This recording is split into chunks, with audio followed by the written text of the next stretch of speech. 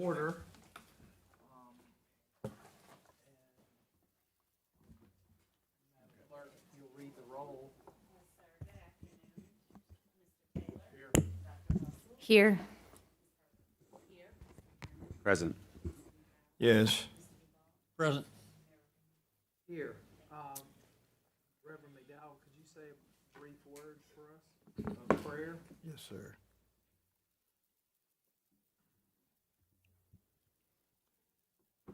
Creator, for all that you've done for us, we ask your blessings upon this nation of ours, the city of ours, in every municipality. Violence is everywhere. We sit around this table because we are able to make policies. We remember today those 10 families in Buffalo. That little boy who was killed violently in Orangeburg. My heart breaks because of these senseless acts of violence. But Lord, in the midst of our conversation today, in the midst of all of the torrent that is raging in our midst, we thank you for a city that continues to hold its own in the midst of the gunfire. Sensitize each one of us so that we might feel and sense your will. As members of this city and members of every community, touch them individually and collectively. We ask it, we claim it. In his name we pray. And every heart said, amen. Amen. Before we start, two housekeeping items. I'd like to introduce everybody to India. India, can you stand up? India is a graduate student and law student at the University of South Carolina who's interning with us this summer. I want everybody to give her a welcome. And then the second thing, I wanted us all to acknowledge and wish our city manager a happy birthday. Thank you. As she turns 29 again, I want to... No. Thank you.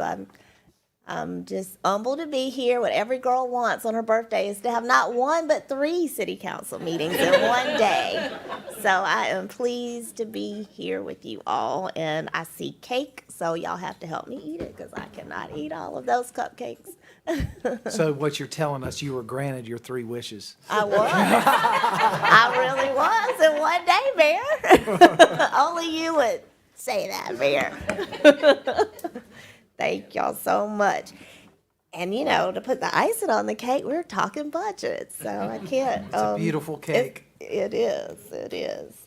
Well, we are going to make our way through. You all did a great job of hanging in there with us last week. We're going to keep on going this week until we get this budget done by the end of June. And we are going over general fund revenues today, the fund balance, and starting off with general fund departments, our first of probably maybe 2 sessions of general fund departments. If we can make it work, might have to be 3, but today we have part 1, which includes finance, information technology, community development, and planning and development services. But again, we will begin with our general fund revenues, Ms. Missy Kaufman, budget and program management and grants director. And we'll all be chiming in, so bear with us as we get through it. Good morning, or good afternoon, I should say. Good to be here with you all today. As Ms. Wilson mentioned, we will be going through a number of items with you.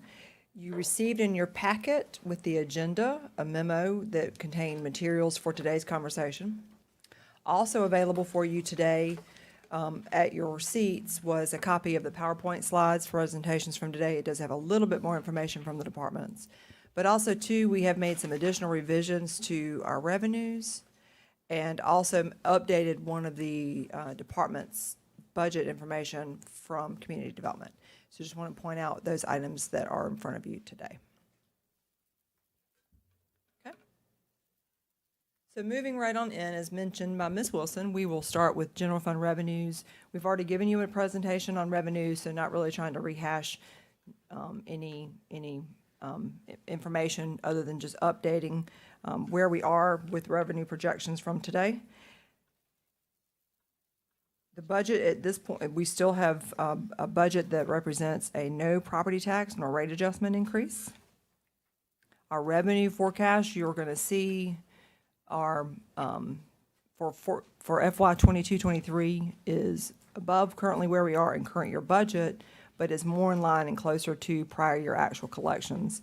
We want to remind you and keep pointing out that the current year that we're in now, fiscal year 21-22, when we were doing the roads revenue projections, we were obviously still in the midst of COVID, still in the midst of the pandemic, and still in the midst of uncertainty with regards to revenue and where we were going with our economy. So just pointing those things out. And of course, some of our revenue collections do vary by source, and keeping those comments in front of you as well. So under general fund revenues and transfers in, the total projected budget for revenues and transfers, or the total general fund budget that's proposed, is $164.8 million. That's an increase of 9.2 or 6% over the current year budget. Again, as mentioned, keeping in mind that your current year budget is was adjusted or reflected more of a pandemic type of information. As far as revenues go, the revenue portion of the total budget is $141.8 million. That also represents $8.4 million or 6.4% over the current budget, and is about $5 million or a little less than 4% increase over prior year actuals. Transfers in total $22.9 million. That's an increase of $711,000 or 3.5% over the current year. We do now reflect an allocation of $3 million in surplus, as well as $2 million from American Rescue Plan funds. Jeff and I will be going through the general fund balance once we conclude the conversation with regards to revenue projections. Just pointing out a little bit more information about our revenues. Of course, property taxes as well as licenses and permits make up the majority of our revenues. In the general fund, they account for more than 70% of our total revenue streams. We ask questions as you go Absolutely. through. On the $3 million fund balance, tell me what that is again? So when we go through fund balance, just as we did in our prior year funds, we will demonstrate to you what is the general fund's available fund balance. And so that reflects use of our current year savings, or not current year, but just our our collective fund balance available in the general fund. What, that's the projection, you got $3 million left over from, what you're projecting left over from this year? Well, it's part of fund balance, which is a collection of actually a couple of years of fund balance, but this year as well. And we'll go through what the general fund balance is here in a moment. Yes, sir. And then you'll see it in greater detail in just a few slides, Mr. Taylor, but typically we might start with a number like this, $3 million, to help balance the budget. That's essentially what it's doing right now. But then you're going to see how much is actually there that's accrued over the years. And then we're going to talk about some other needs, requests y'all have talked about. And so in previous years, the council gives us a little bit of direction at that time on if we might perhaps use any more fund balance for certain things. We'll talk about it. We don't like to use it all, for sure. We never want to do that. So, the balancing act. Go ahead, Missy.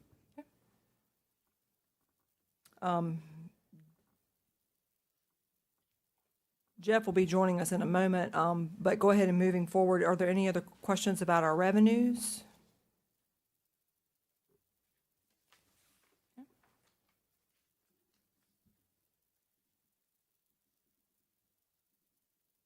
So then moving on to general fund balance, as we've mentioned before in last week's discussion, as we go through our fund balance, our beginning cash unassigned, yes. Quick. It's just projected, one slide back, projected fines, uses of property miscellaneous is increased by 100%. Is there something in that y'all know that we don't? If you look at the projected 100%? 23, yeah, I mean, it went from 1.1 to 2.2 the year before. So, and you're looking at the miscellaneous, yeah. oh, fines, Fines, use, and property, you got it, on this slide, you just have it all general. right. Next slide over. Yeah. So there you just got it all lumped in. It just It is. seemed like a lot of a big increase. What constitutes that increase? So in terms of current year budget, if you would look at the detailed revenues, so part of what that makes up is rents. And included in this year's rent that has not been reflected before are rents from 1401 Main. So those are increases of, that's 1.1 of those increases reflects the rent from 1401 Main from the tenants that remain there.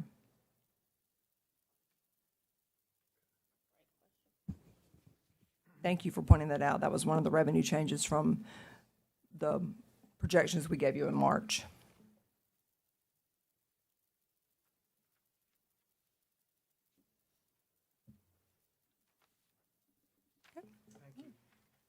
All right, then we can move on into discussion about fund balance.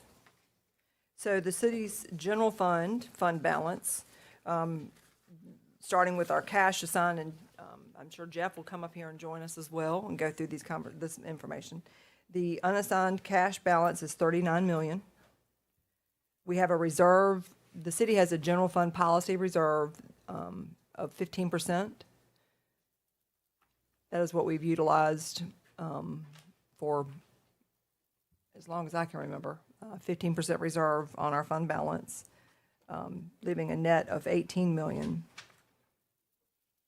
And then, So how does the 3,000 and the 2,000 back from this fund balance play into this general fund balance? it's a good question too. So moving forward in terms of where we've ended, where we're projecting to end with a fund, adding to that fund balance of 5.4 million, leaving us an available fund balance of 23.4 million at the end of June of this year. So if you move to the next slide, so of the 23 million pending commitments,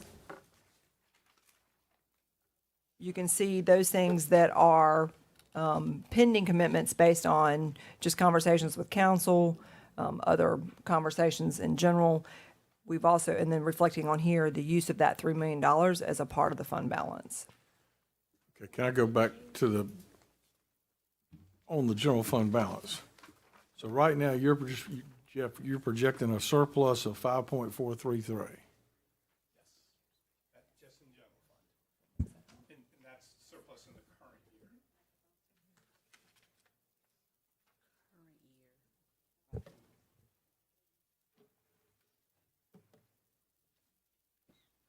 Just thought it might have been higher with the amount of vacant positions that we had. So this does include taking a look at personnel. Just based upon the budgeted amount, it would appear to be higher. However, we have spent to date about 1.3 million higher just in what was budgeted for overtime. So that eats into some of that. Now, I'll also say these are estimates. So as we finish the year out, we'll true it up to whatever the actual number is.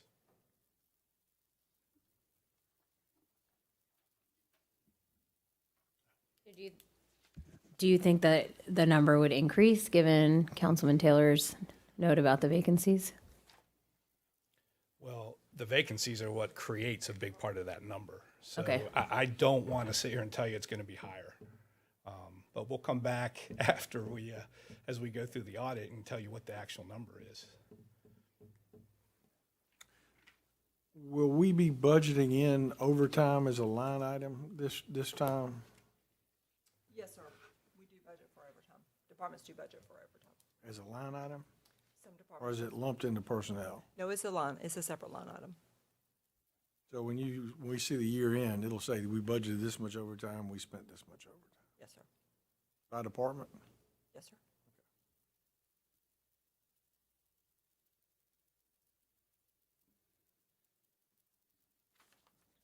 So just to be clear, we haven't presented a report that shows all that, but we can put that all together and break it out by department.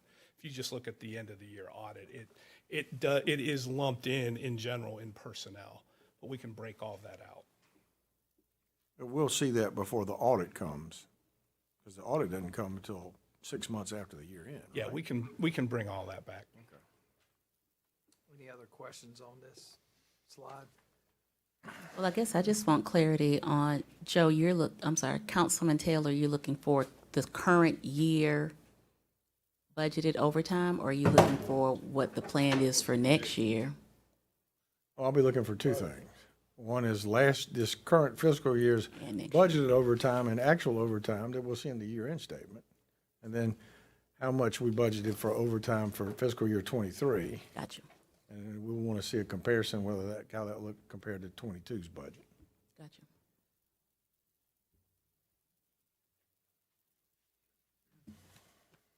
Just for the public that are looking at this slide, do you mind just talking about from the cash, the unassigned cash, how long that's accumulated? The difference, just because I know not everybody, that just didn't happen yesterday. That's a good point as well. And Jeff, you want to talk about, I think that is obviously an accumulation. We do reserve 15% every year, so that 15% that would have been reserved last year makes up part of that number as well. I think the last time, we talked through any kind of allocation or discussions of fund balance, it's been a couple of fiscal years, in part because of where we were again with COVID. So it's a culmination of several years. So outside of the 15% reserve, and I'll go back and verify, but I recall the last time we had unassigned cash out there to the tune of about 661,000 maybe.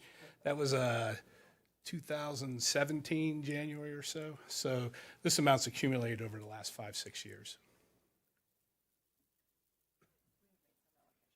And yes, and since that time, there have been some allocations made out of general fund for various items over the years. Yeah, how long is, what's the time frame from the 600,000 to the 3 million? It's not 3 million, it's 39 million. 39 million, Will. I just want to be clear. I left off a 9. What's the difference? What's the time frame? The 600, you mean from the $600,000 the last time city Yes. council made an allocation like that? That was in 2017 through now. There have been additional allocations. Actually, from that time until the year after that, city council made allocations from fund balance for different capital projects. Typically, the city's general fund or general capital projects are allocated from use of fund balance.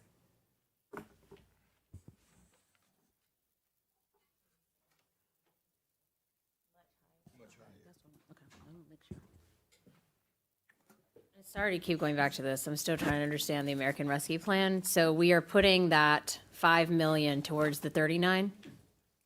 So no, ma'am, the 39 million of fund balance less the reserve for a total of the 15 million. We're using 3 million of that in the general fund. Okay. And then that's separate, and then separate from that would be the American Rescue Plans. We're proposing to use an allocation of 2 million from American Rescue Plan in the general fund as well. Got it. Okay.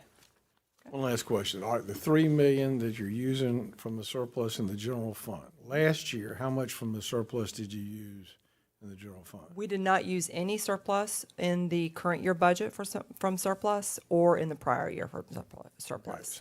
so we got a $3 million increase in general fund revenue just from last year's surplus. Correct. It's an increase. Yes. From that one particular line. Overall, transfers in is a net increase of $711,000. It's just that this year, it would reflect allocation from surplus. In the current year, we did not use surplus. So it still nets out 711. That one line item is what's increased 3 million. We have certainly used fund balance in the past. Okay, all right. If no other questions about fund balance, we can move right on into department presentations. We have 4 up for today. We don't want to talk So, about I'm the sorry, the spending needs. on this? Yes, we could. Well, the proposed or list of needs, so using the $23 million available in fund balance, we have pending commitments that are based on, as mentioned, some prior conversations, showing and these are pending city council approval, of course, and allocation. So Assembly Street grade separation, reflecting an allocation for that of $5 million, the use for fund balance of $3 million, and then quiet zone phase 1 of $400,000. After that, going into potential items, needs, and requests, as mentioned, we certainly have utilized fund balance to fund the city's general capital projects. When we refer to general capital projects, that would include city facilities, our parks, our police stations, our fire stations. It would include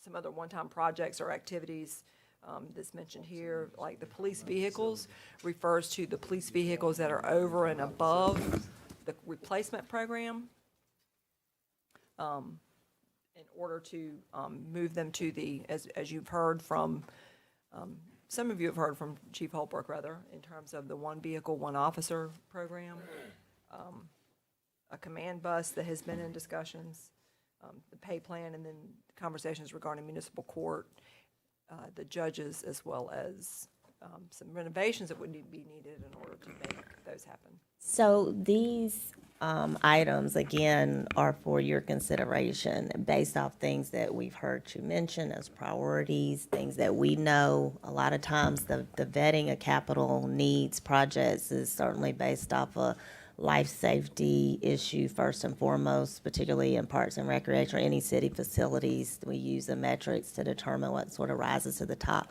So we can drill into any of those topics there. We have numbers assigned to some and still getting information on a few others. I know some of you have even shared information on, for example, the gateways, the signage, the beautification effort.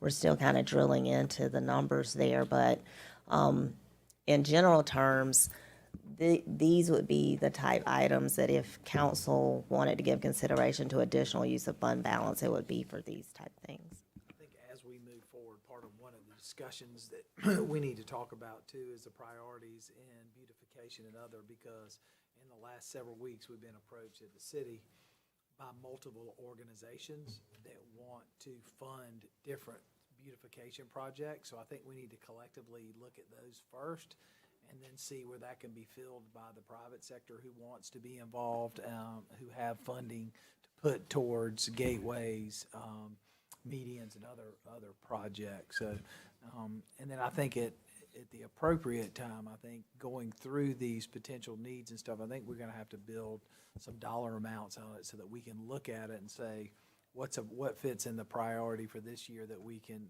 take down and what doesn't. And a lot of it's gonna unfortunately be based around dollars and where do we stretch or what can we leverage the best. Howard, I know you had a question. I think Mr. Taylor after that. Yeah, it's probably for one of you. The $5 million for the assembly grade separation, what's the timing on when that will be needed?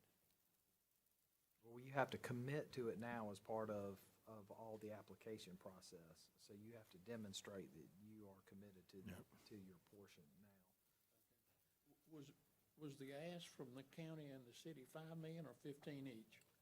No, it's not. Total of 15. Total of 15.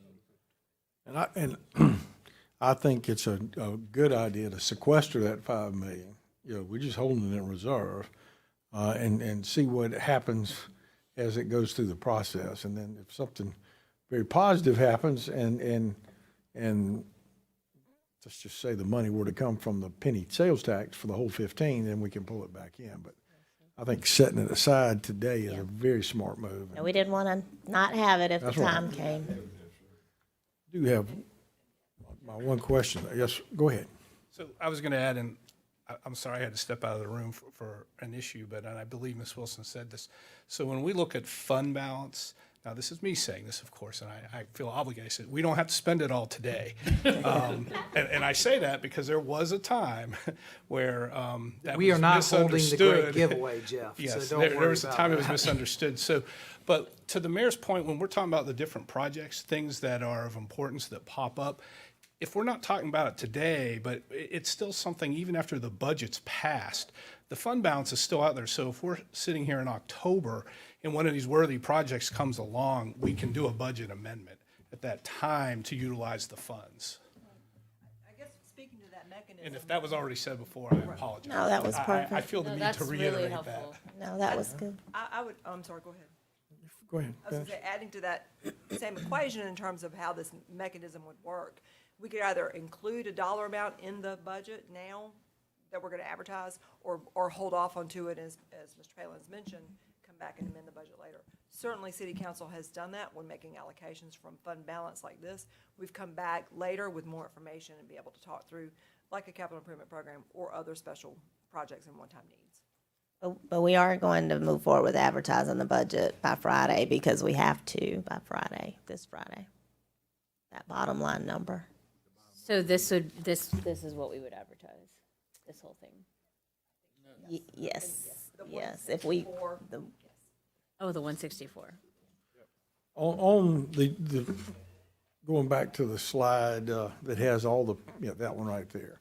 Under potential items, needs, and requests. Now, looking at that, what that implies to me is that no money's been budgeted for any of that. that's correct. So you're telling me that the Columbia Police Department pay plan has not been budgeted? No, not the model that we talked about with you when we presented in committee. That will get funded one way or the other. We're suggesting that it could come from fund balance, from AR. As of yesterday, a letter I got from the Treasury suggests you can use these funds, and they are encouraging cities to use it for personnel items related to public ARA. safety. So again, until we just presented it to y'all last week. We got the model back, I think, yesterday, and it looks like it's about $2 million. To phase it in, we're gonna have to figure out how much to allocate to phase that in. But realize that's something we'll have to continue to absorb every year. I understand that, and that's why I was asking the question. On a priority-based budget, I think as we went through our whole deal, public safety, I think, was at the top of almost everybody's list. And I would not personally for the pay plan, I would say we might need to sharpen our pencil in other places in our operating budget to make sure that's funded on an ongoing basis versus using one-time monies, for something particularly like that. The pencil's been sharpened, and in order to institute it right now to get it started, we're gonna have to infuse some funds into the operating budget to get it started. Or we got to cut something else. I mean, there's always the option. I mean, you can give us a presentation saying, look, I got to cut X, Y, and Z. Yeah, you're do gonna this. hear about that, not as much in the departments today, because they already had come in where we cut things, the ones next week. As of 11:58 p.m. last night, when we got the budget imbalance, we cut more. Well, the thing is, I mean, I can only look at the stuff that I was given, and there's Right. the questions that I have in here that I just don't understand yet. Sure. And it's like the services column in almost every department doubled. And I know gas has gone up, but it was the title of those things were.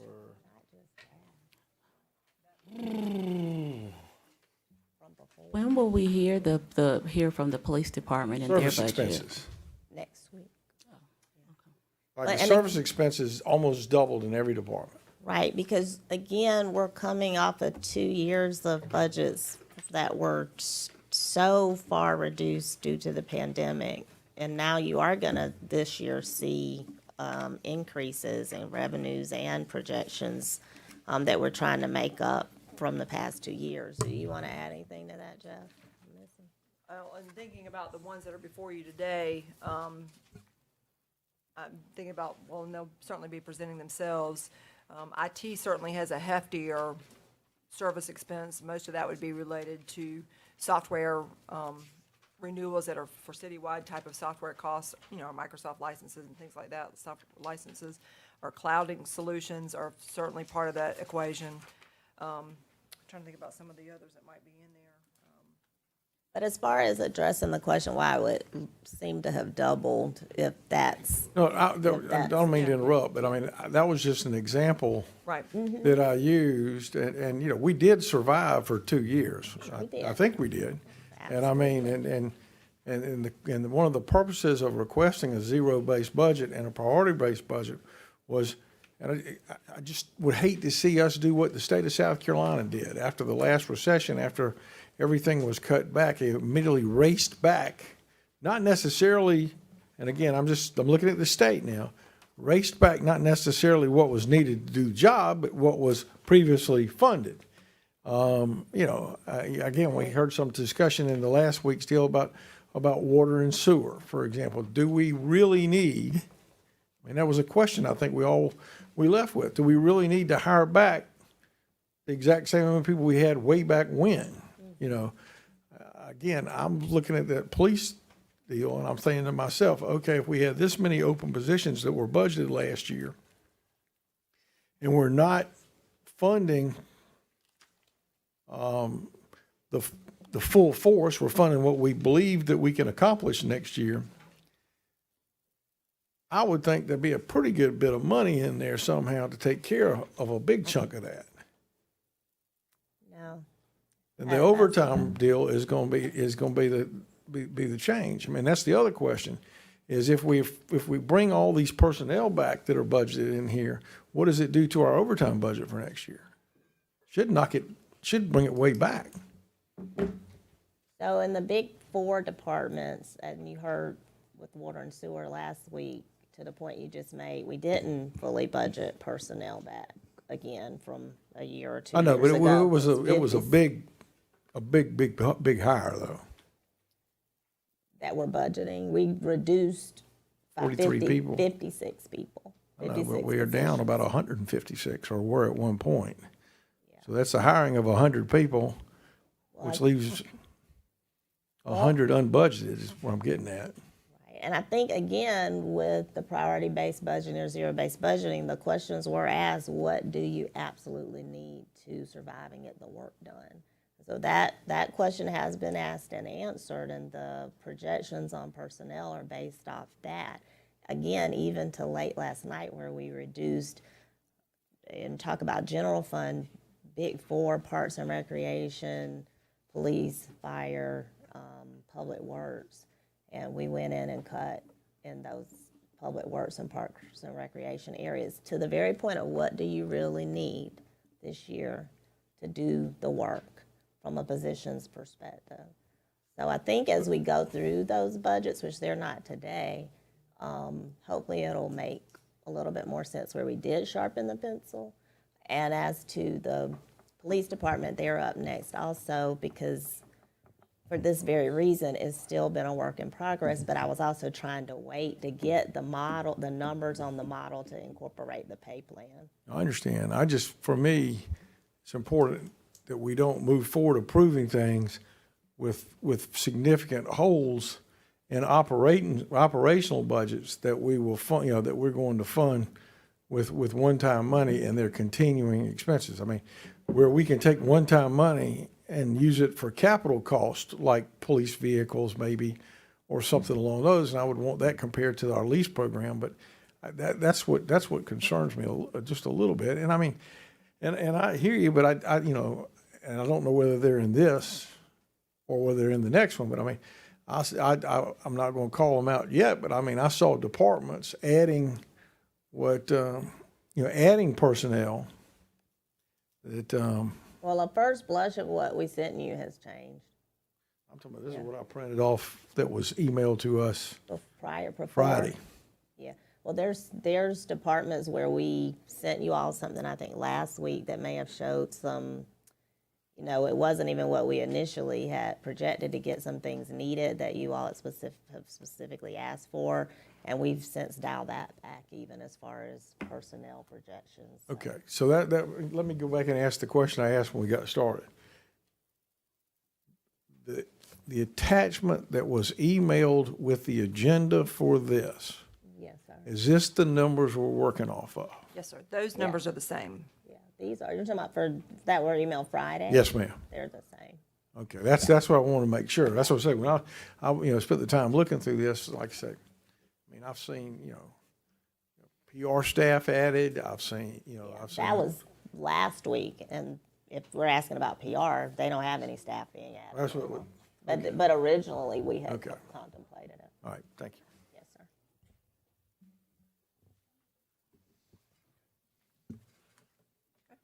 All right, so with that, we'll move on into our discussion with departments.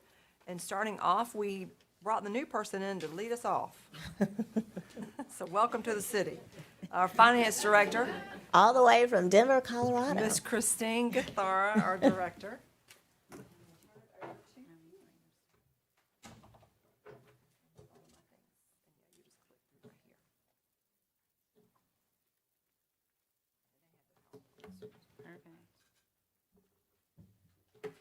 Good afternoon, everyone. Hey, Christine. Hi. Yeah, well, they're going to let the new kid go first, so bear with me. But wanted to take some time to run through some accomplishments from 21, 2022, and then some goals that we have set for 2022, 23. So finance is made up of finance, business license, and payment center. So a little bit of a background on each one of them, and some accomplishments. So the big one in finance is obviously our annual audit. So achieved a clean opinion for June 30, 2021 without findings, and without findings in our single audit, which is the federal funding that we receive. So those are both great wins for the city and the staff in finance. Other things to note is our investment income. So we received the award for the 90-plus day cash vest award from the company 3+1, and have been leveraging to make sure that we maximize the income that we bring in on the cash we have on hand. So brought in approximately yes. I had a question about that, the 489,000 benchmark, and we paid 2.6 million. Mm-hmm. How did they determine that 489,000 benchmark? So I can provide the report. So that's a report that's provided to us from 3+1, their cash vest analysis report that we get quarterly.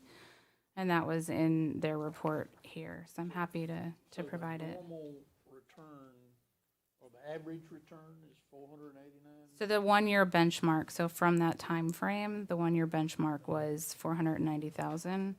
And the city earned in that last 12-month period 2.6 million. And Jeff knows more, so I'll let him.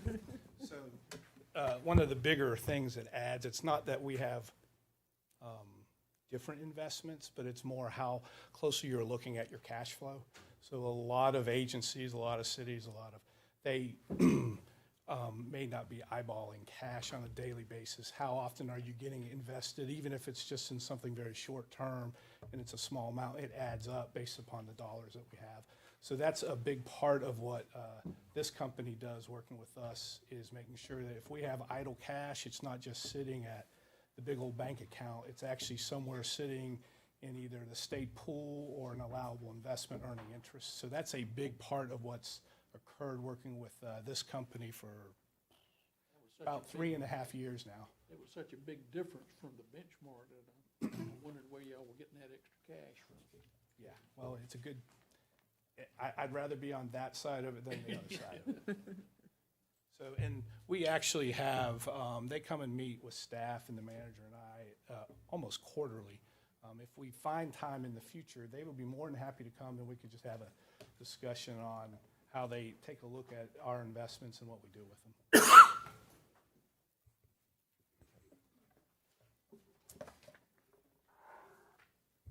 So I think everybody is familiar with business license. So a couple of highlights from this year. We've completed the EnerGov upgrade in May, just last week. They've also worked on updating the look and feel of the website to make it more user-friendly, trying to approach how to help our external customers and citizens, and have a step-by-step guide out there to hope to minimize questions.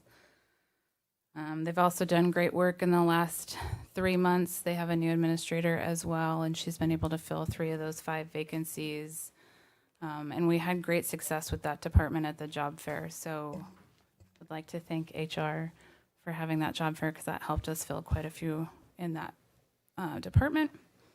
And then the payment center, responsible for posting all the payments. Their big win for the last year was relocating to the Hardin Street location. Every bit of feedback we've had is how happy our citizens are, right? The accessibility, the drive-through, the staff love working the drive-through. So if you ever get a chance to go stop by, they love that building. They love the services they get to provide. So, and they are fully staffed. So that is our win. Question? Yes, let me ask you, and I'm certainly glad to know that there has been some update on our website. There were numerous citizens who engaged themselves on the website, found it very difficult navigationally to sort of worm their way through that. I have not heard any other folk to say that when they go there now, I guess there's a good sense of navigationally working through that. So I'm glad to hear that. That's good to hear. Yeah, I don't want anyone to have to worm their way through one of our websites. I get that finance isn't everybody's forte, so Not running my way through it. we'd like to make it easy for people if we can. So a few goals and budget priorities for the next fiscal year. So one is to operate at a full staffing level. We also are working through some system upgrades. So we have our IFAS, which is our accounting, AP, payroll, HR, IT, enterprise platform. So we're doing that upgrade during the next fiscal year, along with a banner upgrade. And I'll save all of that glory for IT in their presentation. But those will be major projects that our team will be working on. As always, the 2022 audit with a clean audit opinion. We expect nothing less than that, so that will be our goal. And Treasury will continue to maximize investment income. Business license is going to complete the online city portal for the new applicants, and complete the work for the MASC state portal renewals. And then lastly, we're going to keep looking for those efficiencies to improve both for our internal customers, so all of our departments that we help, and then the external citizens as well.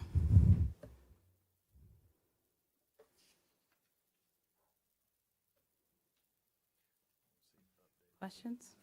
I have a question for you. One of the things that I wanted to make sure is we were going through the finance department. I know that we're doing some upgrades with IFAS and Banner. My question really stems around, it seems like we generate a lot of paperwork down there, and we do a lot of things by hand and I hear it from vendors complaining about how long it takes to get checks and all that. Are we doing anything in this budget to get more in today's world of electronic and transfers and cutting down? Because that is a added personnel cost, that is time, money, and everything that goes around it. Can you maybe let us know what you're doing to change that? Because that is one of the biggest complaints that I get from businesses in the community is, we're still archaic, as they use that term very loosely. Yeah, sure. Not so. Oh. So yes, any ERP upgrade is a perfect opportunity to look at process and the functionality, right? So things that we could not do in our old system, will there now be options? I also think it helps having someone new come in and poke and ask some questions about why we're doing things. And I think COVID also just gave us a natural ability to realize how paper heavy we were. Right. And so I think staff already have a lot of ideas on how we can fix some of that, how we can get away from the file cabinets and live a more electronic life internally, as well as what we can accept from customers. So that will be a major focus. It's going to take some time, right? We can't kind of turn that ship in a day, but the upgrade will definitely lend a hand to make that happen. So is it fair to say that moving through this budget year and through this operating year that we're going to start to streamline and upgrade those systems across the board so that we can work more efficiently and effective than, because that seemed to be why we didn't have enough people, because we had so much paperwork that we didn't have enough people to do all the paperwork we had. Yes. Do you want to elaborate? Let me add one item, just so an example of what we're discussing, especially in payments, and probably some of the discussion you've had is whether or not we can utilize through the banks and do an ACH payment directly to our big vendors on large checks. That's very important because if they're an out-of-town vendor, if we put the check in the mail, there's that lag time that it's going through, and then they usually want that to clear before they'll pay all of their subs. And those are a lot of the people that we hear from. So we are working towards adding the capabilities of an ACH payment. That will probably be soon. That I can almost guarantee you've heard about. So that is one of the items that we're working on right now. Along with just processing the invoice. It seems like we have step after step. It's kind of like when you look at some of the other processes we have, we just stayed with what we've done for so long, and just want to make sure that as we're investing wisely to upgrade our procedures and systems. So we are, and it is a long process because there's a lot, it's not just finance. Finance is the end product of creating the check. There's a lot of hands that touch it before it gets there, so we're working on that to make sure that stays in the forefront with the various departments. Jeff, is that for accountability or? Yes, we're not going to sacrifice accountability, but everyone needs to be aware. So, but yes, that is part of, public accountability is a little different than, Strengthen that process or what? well, we're going to try to shorten that process, But it's still an issue of accountability. but we'll still make sure there's accountability. Our auditors will ask those questions. Sir? Let me ask you a question. Thank you, Jeff. Give me some idea of turnaround time for business license. I'm going to bring Jeff back up because he's closer to that than I'm going to bring him back. Yeah, so I don't know if I can fully answer that question. That's a, And I think you know that has been a real issue. yes, so Are we going to update that? well, we are, for the actual business license renewal, that's what we're working on so that we'll have a portal through the state that you can renew it online and also through our city website. In addition to that, we're working on the ability to do a new business license online. What we did add in the last 2 weeks is the business license application is now downloadable off our website in an Adobe fillable form. So a new business can go to the website, do it, and then they can actually email that to the business license department, and then they'll start the process then. In the past, they would have had to come in. I don't remember. That change just occurred in the last 2 to 3 weeks. Have you had people utilize that yet? Do you know? I'll check. I'm going to bet we have on the new ones. Most of the feedback I've gotten is more on our income verification and business personal property tax bill verification. That has been a lot of positive feedback because we've changed the standards, not the standards, but we've changed the verification process of that, and it has made it a much more efficient process for people coming in. I think the committee heard in detail, Jeff. It may just be worth for all of council recapping that a little bit more Sure. in detail, because So- we had no lines for the first time in, I don't remember how long, right? Well, we had no lines out the building. So Out the building. that's a real plus. There might have been a line, but if it was very short. I'm trying to see if Greg's in here, we had very short lines. We did have commentary from people about how quickly it went. And a big part of that change is just the income verification. So when people give us their gross income in the past, we required, it depended upon the company, they may be bringing in a truckload of documents, and then it's not just the customer going through it, but then our own staff have to go through it. It can take 5 minutes just to do one quick renewal. We've cut that down to no time at all. And we did push that out before the renewal period got here through robocalls and others. So a lot of people were aware of that as they came in.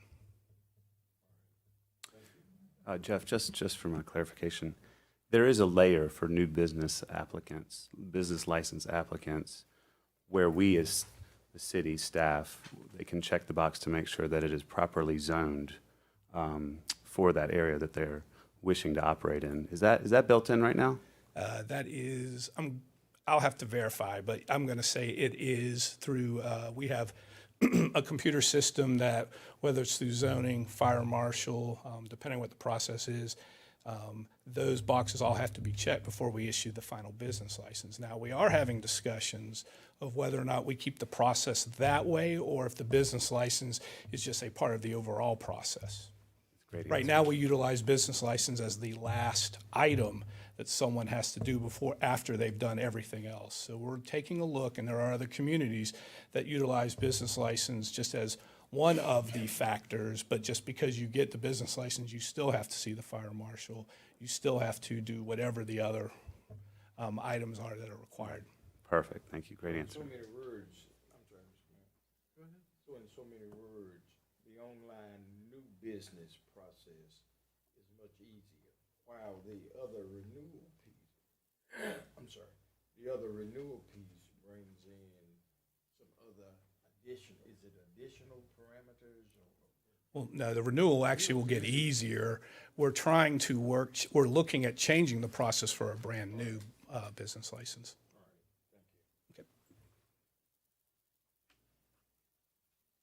Thank you, Good. Christine. Thank you. Are you, for each of these, are you going through just briefly personnel service? I was actually getting ready to Operation speak to that. lines. It's not the memo that was provided to you on the agenda. The budgets for those departments are included in that memo. They're not in the slides today. I did want to point out, for instance, in finance is a good example. You see there are a number of different budgets this is their entire department in each of the divisions. The general fund is really the focus, of course, for today and the budget that you have not yet received. So finance, for instance, is funded from general fund. They're funded out of water and sewer. That budget was presented last week. And parking fund, that budget was presented last week.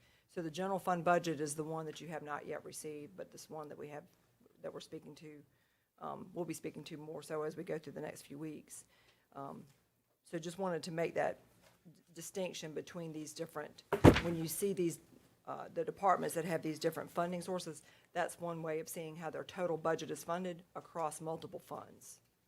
So when we are speaking to revenues and stuff today, specifically, those are specific general fund revenues. Water and sewer parking was all prior. Yes, sir. Well, one of the issues that I got when comparing these things, unfortunately, last week's had the FTE counts for every department on it, but they're not included in this week's. Okay. It's in the chart. Oh, the chart, that chart from the memo last week was a snapshot of, yes, the chart from last week was a snapshot of where we have made some specific personnel changes. We actually have not given you the updated personnel chart. Staffing. Other than the org charts do reference the position the number of positions. In the org charts you have today, there is a indication of the number of positions. I do see we left off of one, but. All right, so next up is IT. We will be at 7 shortly. And then we'll be reposting a few positions as well. Yep. So just wait, one continue. So you're looking to add back how many people net for this next budget? So we're staying the same at 50, We have 9 vacancies right now. That's what I say. So you got 9 openings you're looking to fill. So you're Yes. adding back a net 9 people back. From budget to budget, it's Budget to budget is neutral. Bodies, neutral. yes. Yeah, that's what I'm Yes. saying. But We're you're gonna putting fill- 9 more bodies in. Yes, That you, that's what I was. yeah.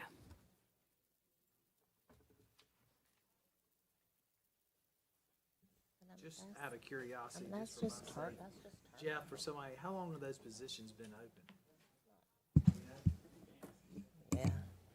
I mean, you all are getting into the very exercise, which is great because you're picking up on it real quick how this works, of what we consider turnover positions, and something's posted and she's trying to hire it versus positions that we've gone through in the budget already. When I said we've tried to sharpen the pencil and do the exercise of positions that they feel, so her 9 positions that are vacant are not positions Christine today would say she doesn't need. I'm just Like, curious to their know how many turnover. of those positions have been open for any period of time, and if they haven't, then that's an answer too. I'm just curious. Yeah, so Yeah, I mean, several of I don't those know have the been answer to open going back to October, November, December. So in the meantime, we have been utilizing outside accountants to fill the holes, which has its pluses and its minuses. But it's also not something we can sustain. And so in this same example, as of late yesterday, with the big departments like Parks and Recreation and Public Works, Robert would have said, well, I'm gonna turn them over. We pushed a little harder and dug a little deeper and eliminated some positions that had been out there for a while, maybe longer. He would have argued probably he would work to fill them, but for this budget year, so we can go through the exercise similar to what we did with utilities of what is it really necessary? And I think that's a very hard place to make that call on, but that's what we've done. We've tried to ask those questions you're asking right now, particularly in those bigger departments. Let's try it and see if not carrying that many positions is as necessary as you might feel that it is. So, but that was not a direction that we gave in finance, for example, with her 9 current vacancies. Is it something we can go back and look at? Of course.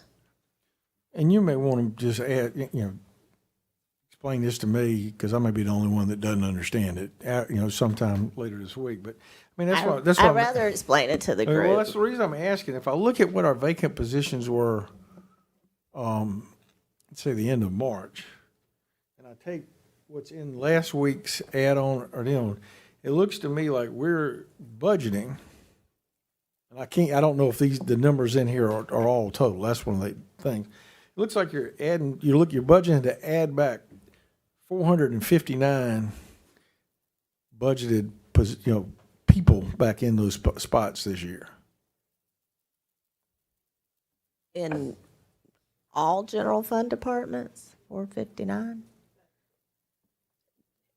If you I'm not sure what take you're the looking at. take the vacant positions report from March 30th, and then if you take the chart from last week where it shows the pluses and the minuses per department, Where you had the 56 and minus 63 and plus 6 plus 2. Yeah, I'm not gonna sit here and try to I know. reconcile what y'all are talking about right now. And I can tell you what report you looked at March 30th that shows vacancies.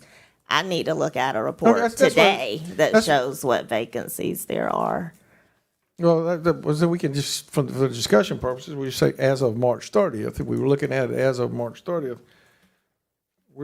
looks to me based on just the math that we're looking to fill 459 positions net. Okay, Net. some are new positions, some old positions went away, but we were looking to put, for lack of it, we're budgeting 459 bodies back in the city, back in working in the city more than we had March 30th. That's what I was asking earlier.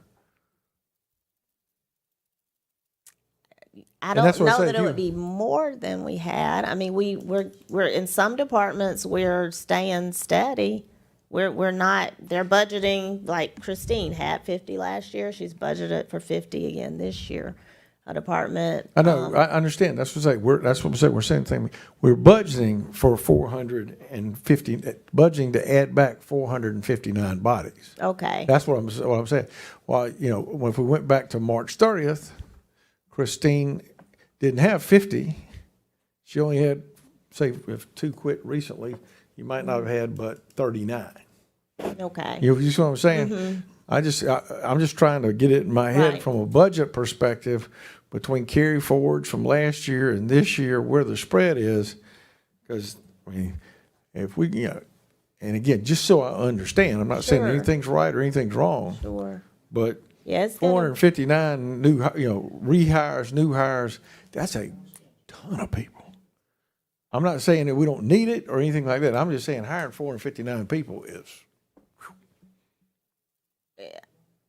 I don't know that it is, because I don't know that we're saying exactly the same thing. that's Mr. why I Taylor. said you may want to just let. So, I mean, and maybe what we need to do, because this is our first stab at going through each general fund department in this way, and I know that for finance, and maybe we just need to keep a running total, so council's totally clear, Missy, on every department, what are the budgeted FTEs, what, again, there's different numbers we're talking about here too. You can talk about what was authorized previously and what was budgeted for previously. We can get into right now.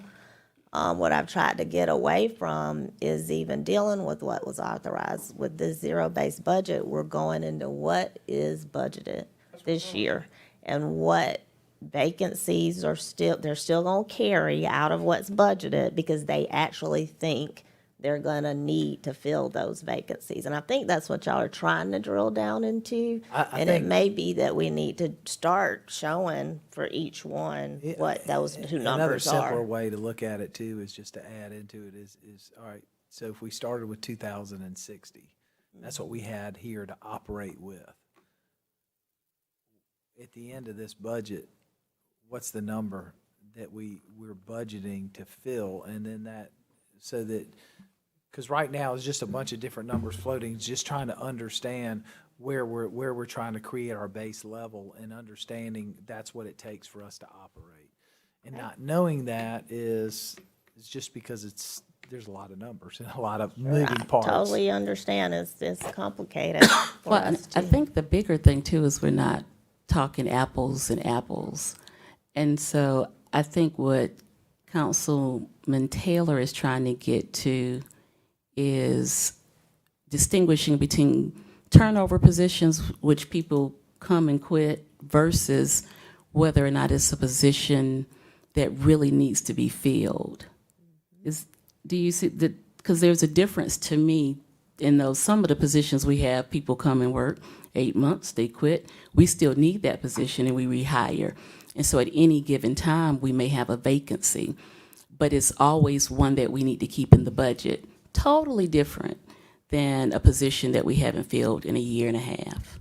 Because if it hasn't been filled in a year and a half, we may not need to be factoring that into the budget. So I think it would help if we were talking apples and apples. Right now, I think we're talking apples and oranges, if you want to do a comparative analysis, because you got to be comparing the same thing. That's fair.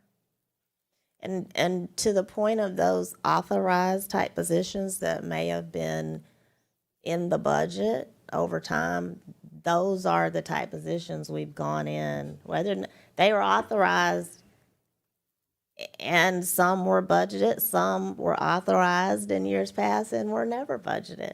But they still were carrying the number on the books of their strength, so to speak. And so we tried to go in and really not look at it from that vantage point anymore and just really delve into, if we're gonna budget Christine, since we were just talking about finance, 50 positions for her, and you are carrying 9 or maybe soon to be 7 that are vacant, are you really feel like you need them? Because some of those accounts are turning over and you're trying to get back to fully staffed. We've done that. If you're saying, go do it again and dig a little harder and cut them anyway, cut some anyway, then we can do that. We did a little bit of that last night. No, what I'm saying to you is I can't say that yet because I don't have, what we've done is we've looked at global pictures of money, and now we're looking at specific pictures of money, but we've yet to look at a global picture of FTEs and then the specific of the FTEs. And all I'm saying to you is for me, with the number of budgeted, again, I'm not talking whether they're needed or not needed. I'm just talking about budgeted FTEs. We're adding back, based on the reports that I've been given, some 400 and almost 460 FTE people back into the payroll in this next budget that we didn't have on the payroll. That's a net number as of March 30th. I just, again, a nice supplement deal that would just show, here's what our budgeted FTEs were for F22. Here's where and if you want to do staffing position as of today, or the most recent quarter was March 30th, that's why I picked it. Here's what we're recommending budgeted FTEs in these departments this year. And so this is what we're gaining in those folks. Because I do think before we finish the budget, it may be in some places that we need to ask the question, okay, do we really need 2 more people in this department? Or do we really need 30 more people in this department? And I would submit to you that I've asked that question, and I'm fairly satisfied with the answers I've gotten. But if it's just something about the number that you're saying we need to look at them, absolutely. And if you come back and say you've added too many positions, then I think it's also going to come a little bit down to that, because I'm not, I just have to be clear that the exercises have been gone through on that. And Ms. Wilson, I am not questioning the exercise. I understand. What rises to the question for me is the number 460. And that's my point. That's what If we might be off on what that number means. That's why I prefaced the whole discussion by saying you may very well want to just talk to me at some point later this week. No, sir, I think it's a discussion for the group for sure. But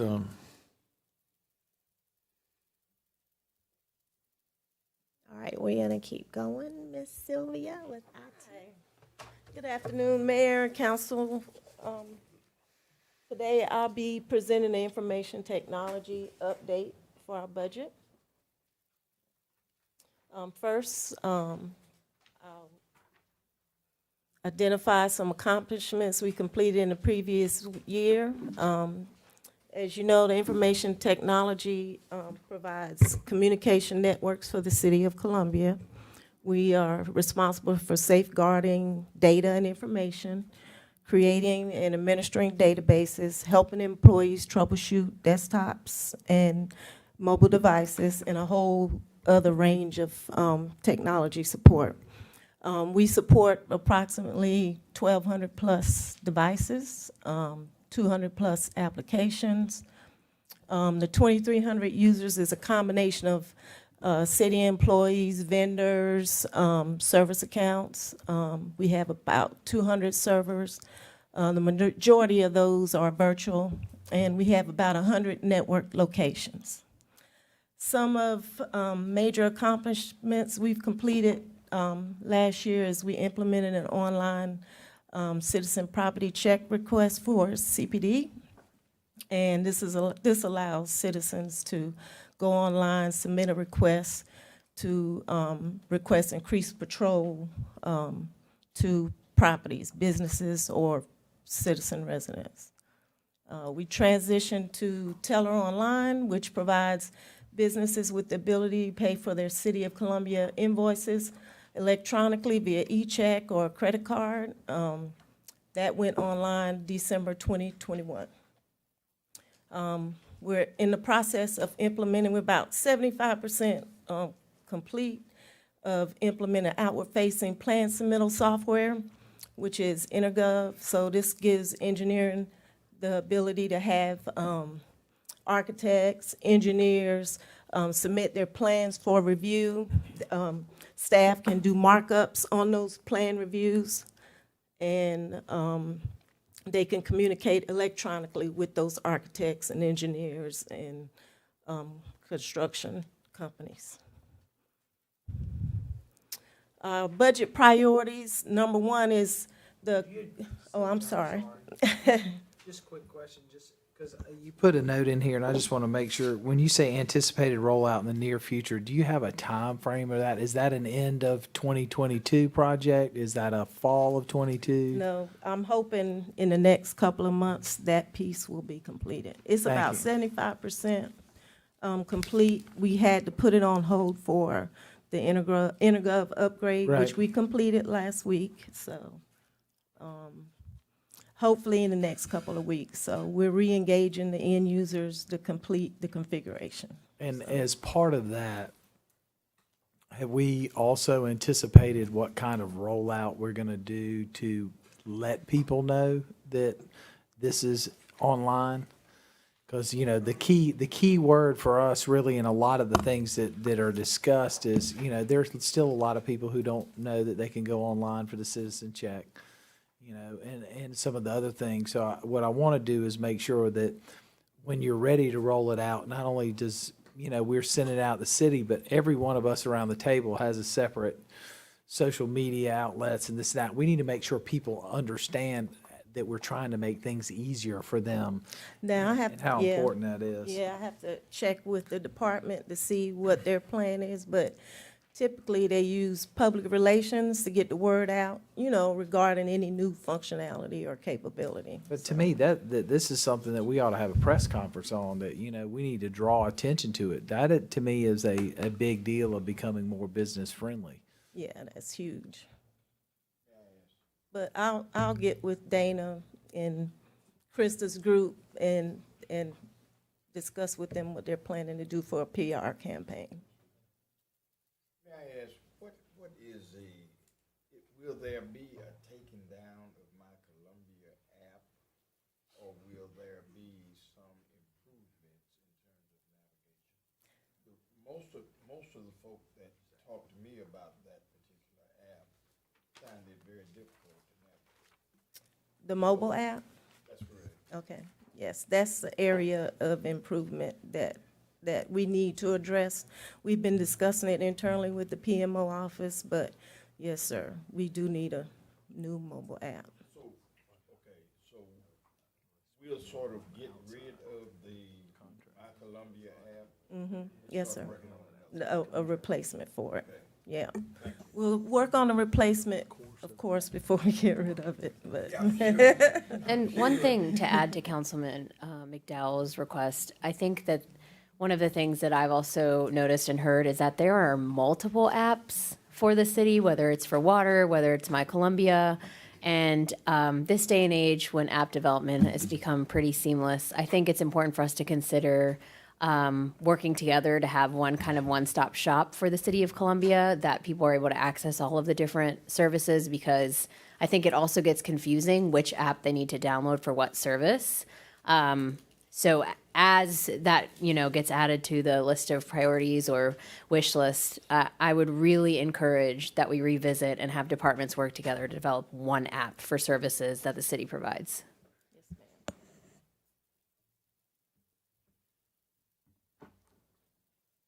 Okay, our priorities, the number one priority for us right now is the IFAS upgrade. So that upgrade is in progress. It has started. We're in the middle of business process reviews. So the various departments has been in workshops with the vendor, going over their current business processes and looking at the new functionality of the new system. So hopefully, you know, the vendor's making recommendation on how we can improve our business processes. That will be a hosted solution. It's moving to the cloud. We currently have access to the environment. Next, we have the Banner utility billing upgrade. That's underway. We're trying to nail down a go-live date, but June, July right now is the estimate of when we'll go live on that system. Is that cloud-based? That's also cloud-based. Well, let me ask you this, because I think it's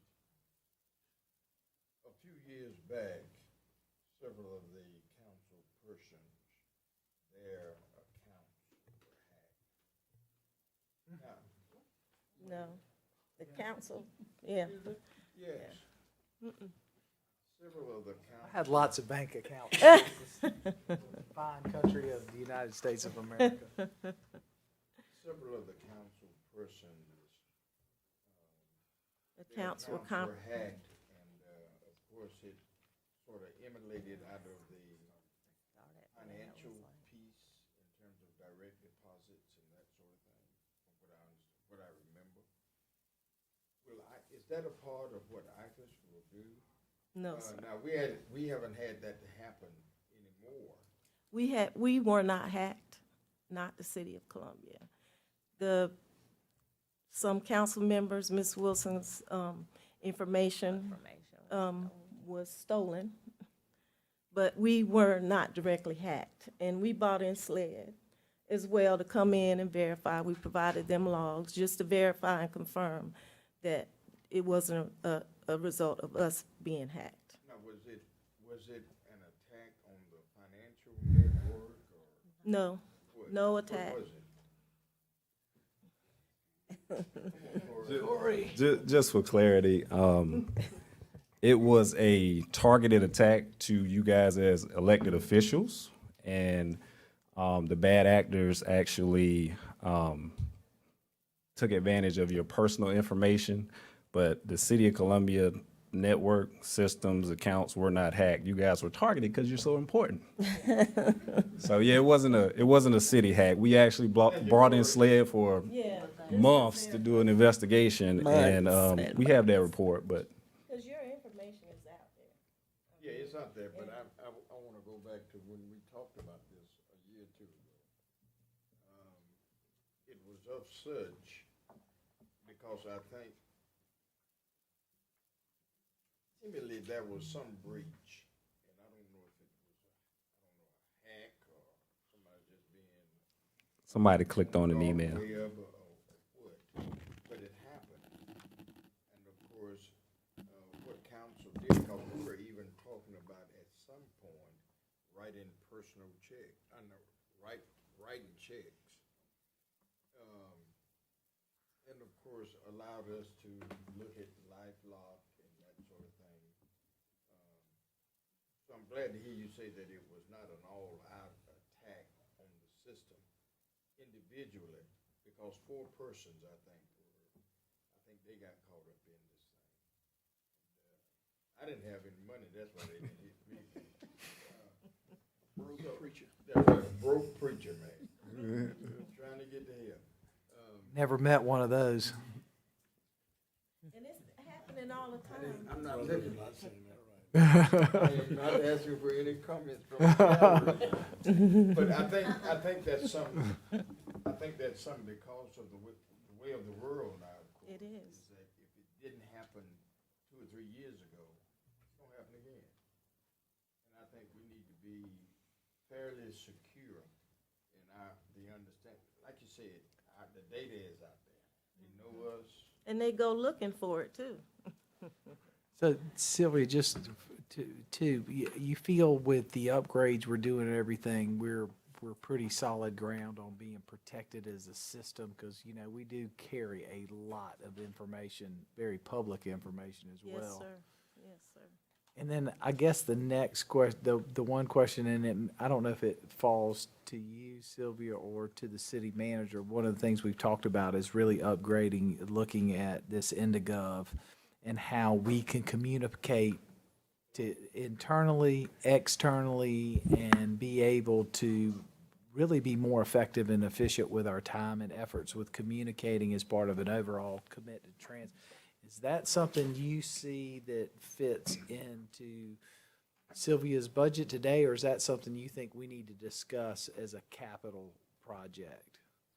Well, because you all deemed it as such a priority, we've already incorporated into the budget, but into the clerk's budget because it's gonna fall under constituent services. But obviously Sylvia and those have been very involved with evaluating the technology for it. You don't have any concerns We about it? typically, for solutions like that, will, we provide a questionnaire around security to ensure they're following, industry standard for those type of systems, because it is a hosted solution, so. And of course, our standards, yes. Really, I have just 3 general questions Yes, to sir. deal Yes, with sir. this and other things. It's like when I look at this sheet that you sent us, like, it has capital outlay. Most of them have 0, like we were just talking about the capital for Intergov or something. Is it just intentionally not left off of these sheets? Or is it Well, I just don't- allocated somewhere else, or? Well, I don't consider Indigo a capital outlay, but yes. A software Or upgrade, some- new software we were buying, or anything, or new computers that we're buying. I'm just, Right. I mean, some might be services, some might, you want to address it, Missy and Sylvia, with IT specifically? well, I mean, my question is just, let me make it simple. If it's a capital, if it says capital outlay and it's just got a dash, that means you've not attributed any capital investment to that particular. To that particular Okay. budget, that's It wasn't correct. that we're not gonna see a capital budget somewhere else. That's correct. That's question number 1. Number 2, as we go through these, and I don't think it affects this great department, this is just the general fund budget. So as we go through each department, it doesn't have to be print or anything, it's just let us know if there are other fund monies that are going in to fund that department as well. Right, and that's indicated on the, like, for instance, the sheet that you have before you for IT. So the top part says general fund, information technology. You'll see a gray line that says water and sewer. That Yep. indicates to them which is funded from water and sewer, and specifically that's the GI, for IT, it's the GIS or. Okay, then functions. going forward, would you total the two? Sure. So we see what the budget is for the department. And then last but not least, just I'll look at the 3 columns, actual of 2021, budget, and then the proposed budget.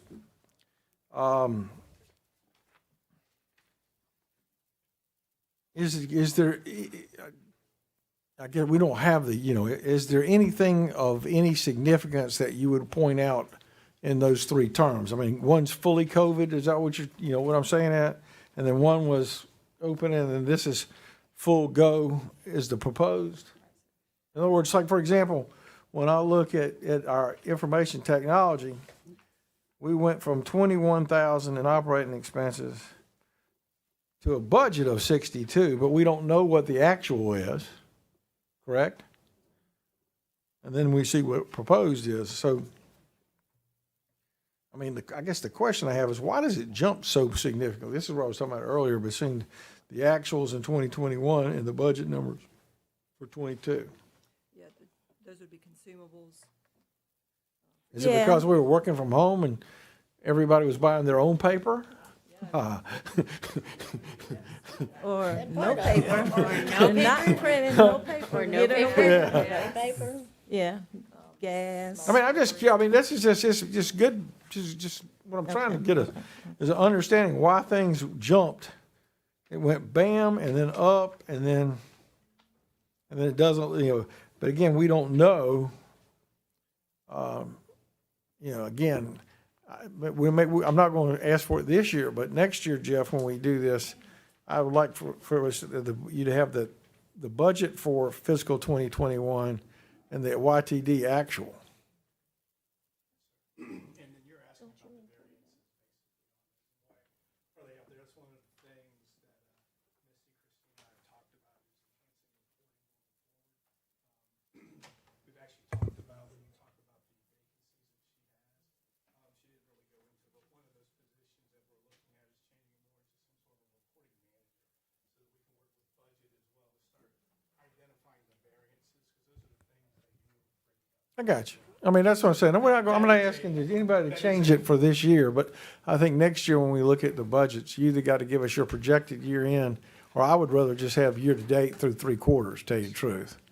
I mean, because it just helps. So, like I say, just because when I was talking about it earlier, it was just kind of puzzling to see how the actuals were so low, and then it got budgeted to 3 times more.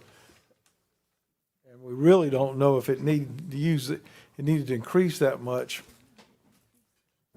But it gives you a nice hedge. So that's a I good think example. I think Jeff kind of breezed over that just now, but I mean, you're exactly right, Councilman, and the positions, I think that some haven't been funded, and with a new person coming in who's done this a lot somewhere else, those are some of the things she's trying to fill a position to be doing that all the time. I mean, to be honest, I mean, we've been playing a lot of catch up, and we've been, understaffed to a certain degree. Those are exactly the things that we should be able to just pull and show I you understand, and all and I that. appreciate that. Yeah. I would just point out what I thought I heard you say was one of the former positions we had, we're going to convert into a new position. Yeah, but it's. Yeah, I mean, that's just the truth of the matter. Well, I mean, and I don't have, and let me tell you, I have no issue, just so you know, in investing in the personnel for better finance reporting, for a more automated type situation that the mayor mentioned. I think this is wonderful. Just want to have an understanding of it, of what we're going after here. And by the way, we use Banner software. Is that what we use? For our utility billing. Just for utility billing. You don't use it you don't like the accounting software that Banner does? They keep selling it off. So it's with it one time and one time it's not. Really? Yes. Okay. I've had experience with it at Wofford. It's a pretty good program, I thought. They do have a education component to Yeah. their software too. Yeah. Our segment is in IFAS, which is Okay. not IFAS anymore. It also has an education. And it all talks to one another, right? Perfect. These two. They have Thank to. you, ma'am. But I think, speaking to your point, Councilman Taylor, exactly to that part of the conversation. For instance, IT is one of those examples. So IT houses those things that are universal across the city. Some of the things that you may be thinking of at one point in time, a lot of computer purchases were capital. They are not anymore. So a lot of the things that are supplies actually for her budget are probably things that are non-capital technology type equipments and devices. Copiers, printers, but things specific to their Well, department. and let me tell you, one reason why I asked the question, which is different than why I ask other questions, is if that includes computer upgrades and additional software that helps us automate, my question would be, why is it so low?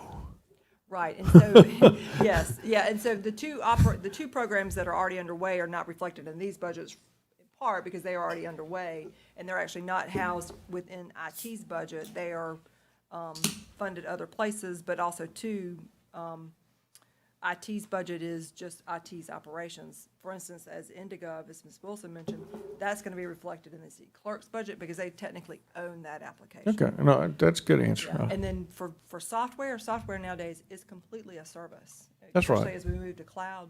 So you're going to see the police department's budget as a prime example. Police technology, as it moves to cloud, that increases those service expenses. Whereas before, it would have been a purchase or. Okay, and so, and Jeff, I would just ask again, and I apologize for asking so many No, questions. please ask. We appreciate it. When you do that, is it just showing us services for some simplifying the line item budget? Is that, or if you looked at a detailed budget, the things you're talking about would show us, say, subscriptions versus. We have cloud. Yeah, we're starting to capture those more as cloud solutions, so we can get a handle on it. We're still not moving. Not everything has moved to that point, but we do have maintenance and services and things like that. So I guess, so my question simply then is, we're looking at a summarized. You are. Yes. Okay, It's rolled up. I got you.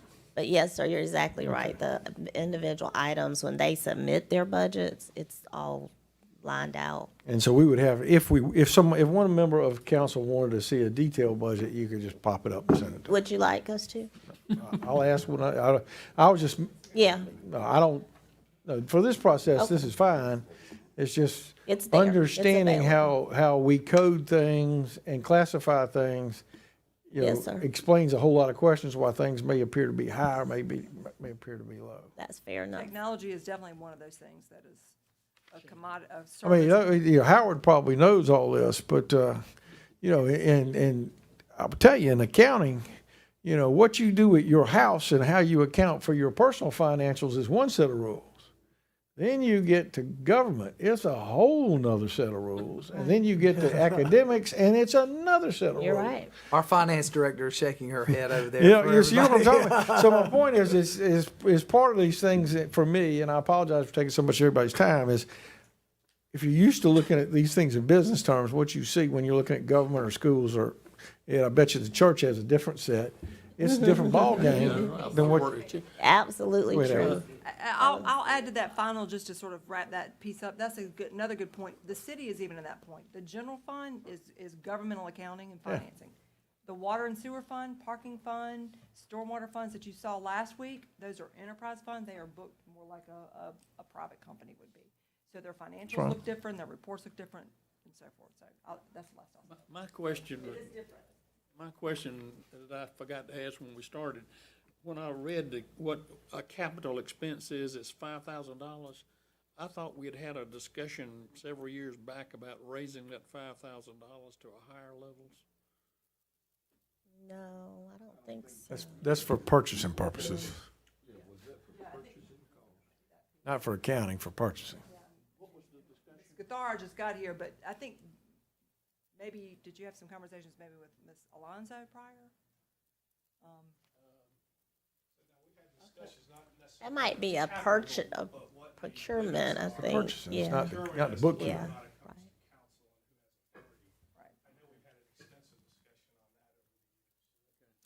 Howard, I'll give you an example. Typically, the state has a cap of 10,000 for purchasing. Yes. But when you're capitalizing items for accounting, what we've said here basically is capital expenditures under 5,000, we're going to code as an operational expense. Isn't that right, Jeff? That's correct. I don't think you can.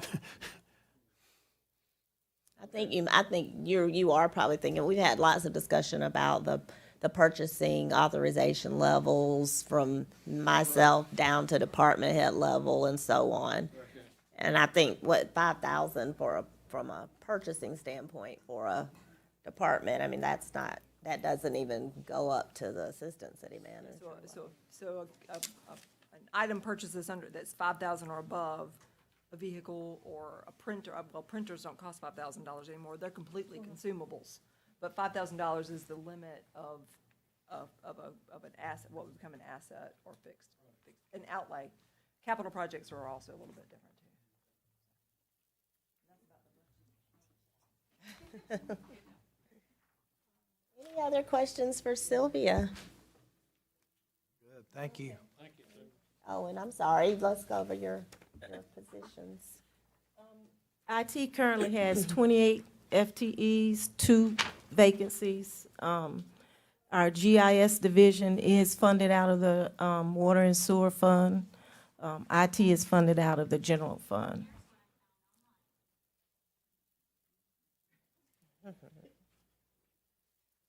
And GIS is the only division under IT, but I broke out our chart to identify the functional areas within the IT department, which, of course, the help desk, the network group, and applications group. Anybody have any other questions for Sylvia?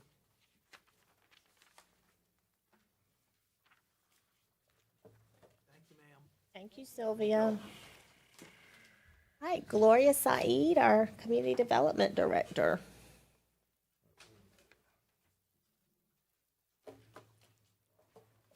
Skipping over afternoon. planning and development. Mayor Rickaman and members of coming- council. I think they're just they're in different order. Planning was next in ours, I think. Oh, it was different order. Sorry, it doesn't matter. I will point out, you were given an updated, the budget information for community development was updated and provided to you. The numbers themselves was not updated for their general fund portion. It's just showing you their grant funds from HUD, CDBG, DR, and so forth. Okay. All right, so we're going to go ahead and get started. We'll begin with Community Development's 21-22 accomplishments. And here we're showing for the Community Development Block Grant, CDBG, the allocation of $1,101,524. And with that funding, some of the accomplishments are we funded 2 affordable housing loans, 3 maintenance assistance projects, 2 park improvement projects, that's with T.S. Martin and Hyatt Park. There was Booker Washington Heights resurfacing project. There were 5 commercial revolving loans for small business assistance through OBO. And there's assistance to nonprofits such as Homeless No More, Fast Forward, Comet to the Market, Mercy, and United Way. And so with those CDBG funds, they cover those projects that are public and non-public.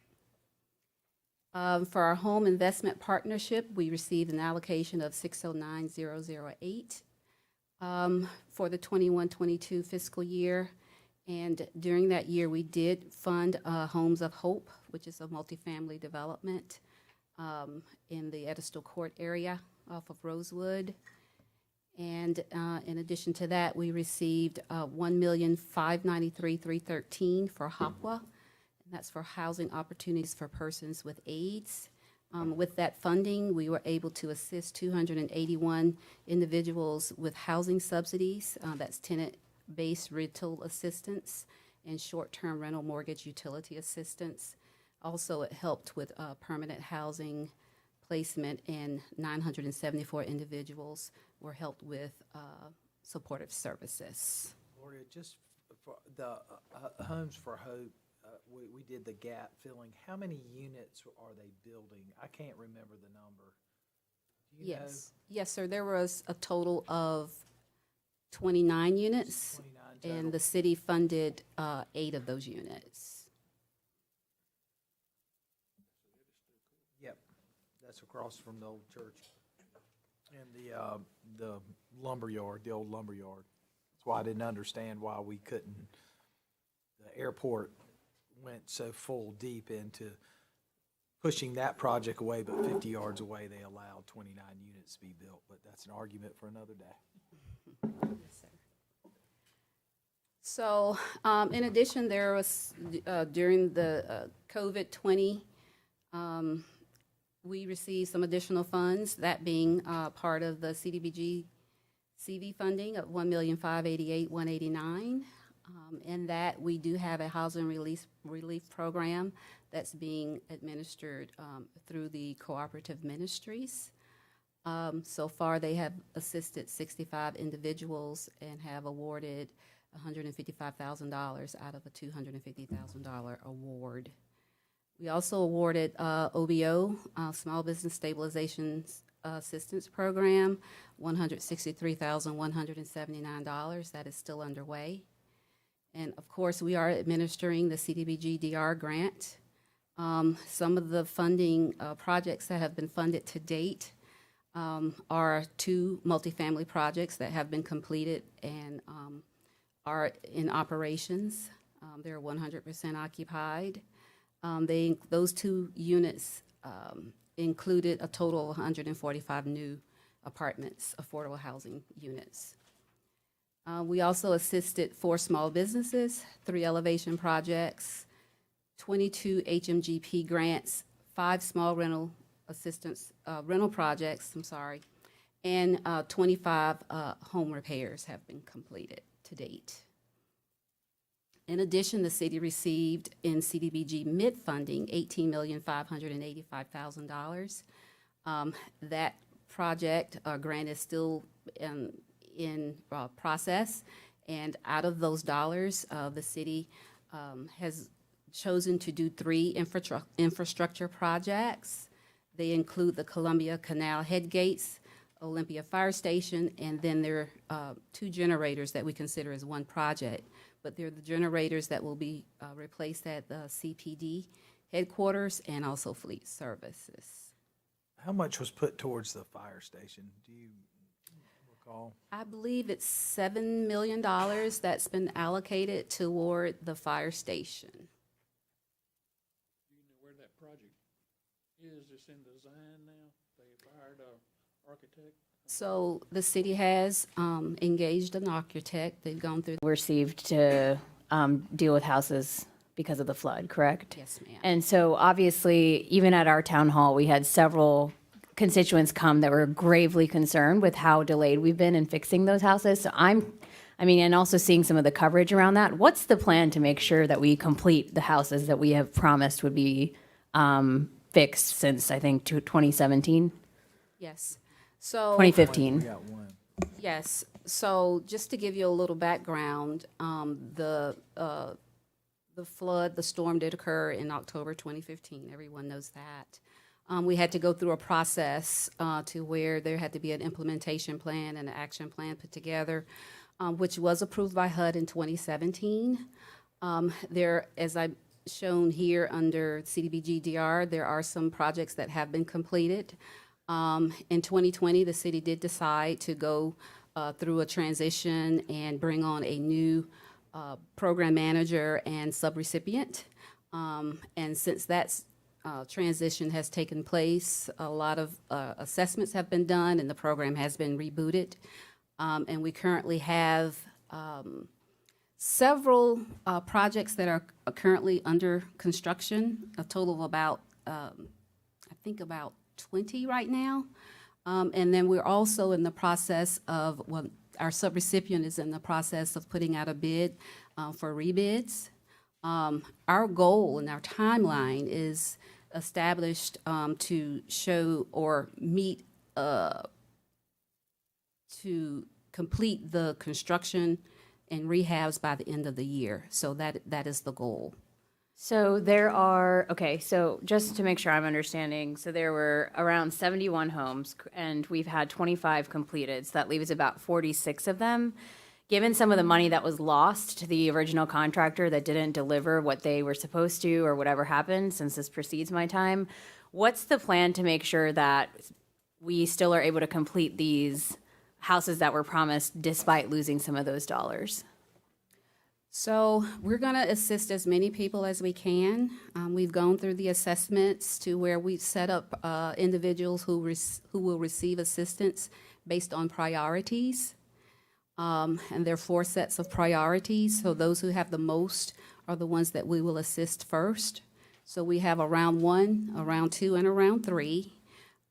We have the ones in round 1 and round 2 have already been assisted or are in assistance currently, and we would be able to know in the next couple of weeks how many we will be able to assist in round 3 and those on the wait list. But I have to be very honest with you that everyone who applied, and that may be some of the complaints you're hearing, everyone who applied for assistance, we will not be able to assist all of them, because we received 454 applications. Yeah, no, the complaints that we heard at our town hall was actually someone who was approved. There were some folks that were approved, and then looking at some of the information that was sent to us, I believe that it was 71 homes that we had approved. Is that correct? Or was there more than that? Well, there were 71 homes when we did the reevaluation initially that we had hoped to assist. But everyone received letters stating that, either we were going to assist them or that they were on the wait list. Okay. I saw in the newspaper, I think it was Leon Howard had gotten an appropriation in the budget this year for maybe $1 million or $1.5 million. $1.5 million to go into this program. How will that? 3 total. How will that be handled?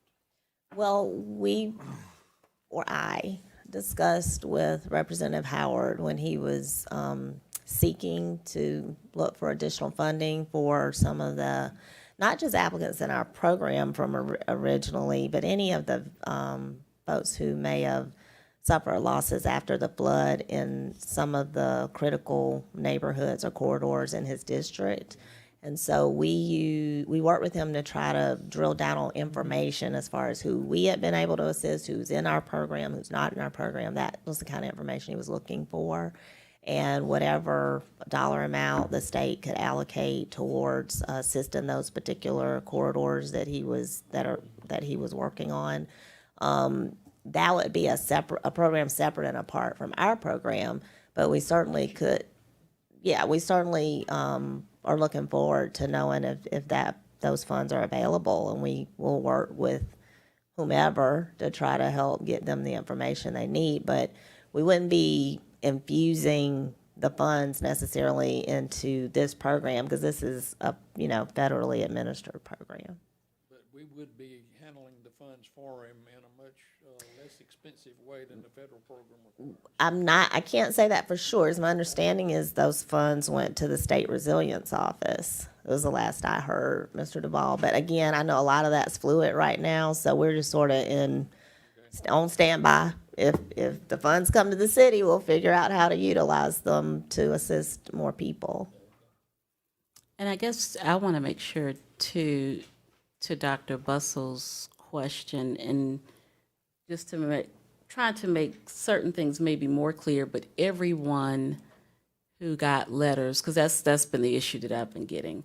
There were several letters sent out for eligibility, I believe. Mm-hmm. But eligibility is different from Receiving an award. awards. And so the eligibility letter has created an expectation of services or work. And so I don't think even the $3 million would be a drop in the bucket on that number of folks who got eligibility letters, if that answers your question. But I think that, are we on budget to hit the 70 or so that have been most recently approved? We're not. We're not, and I can explain the reason why. Does that mean the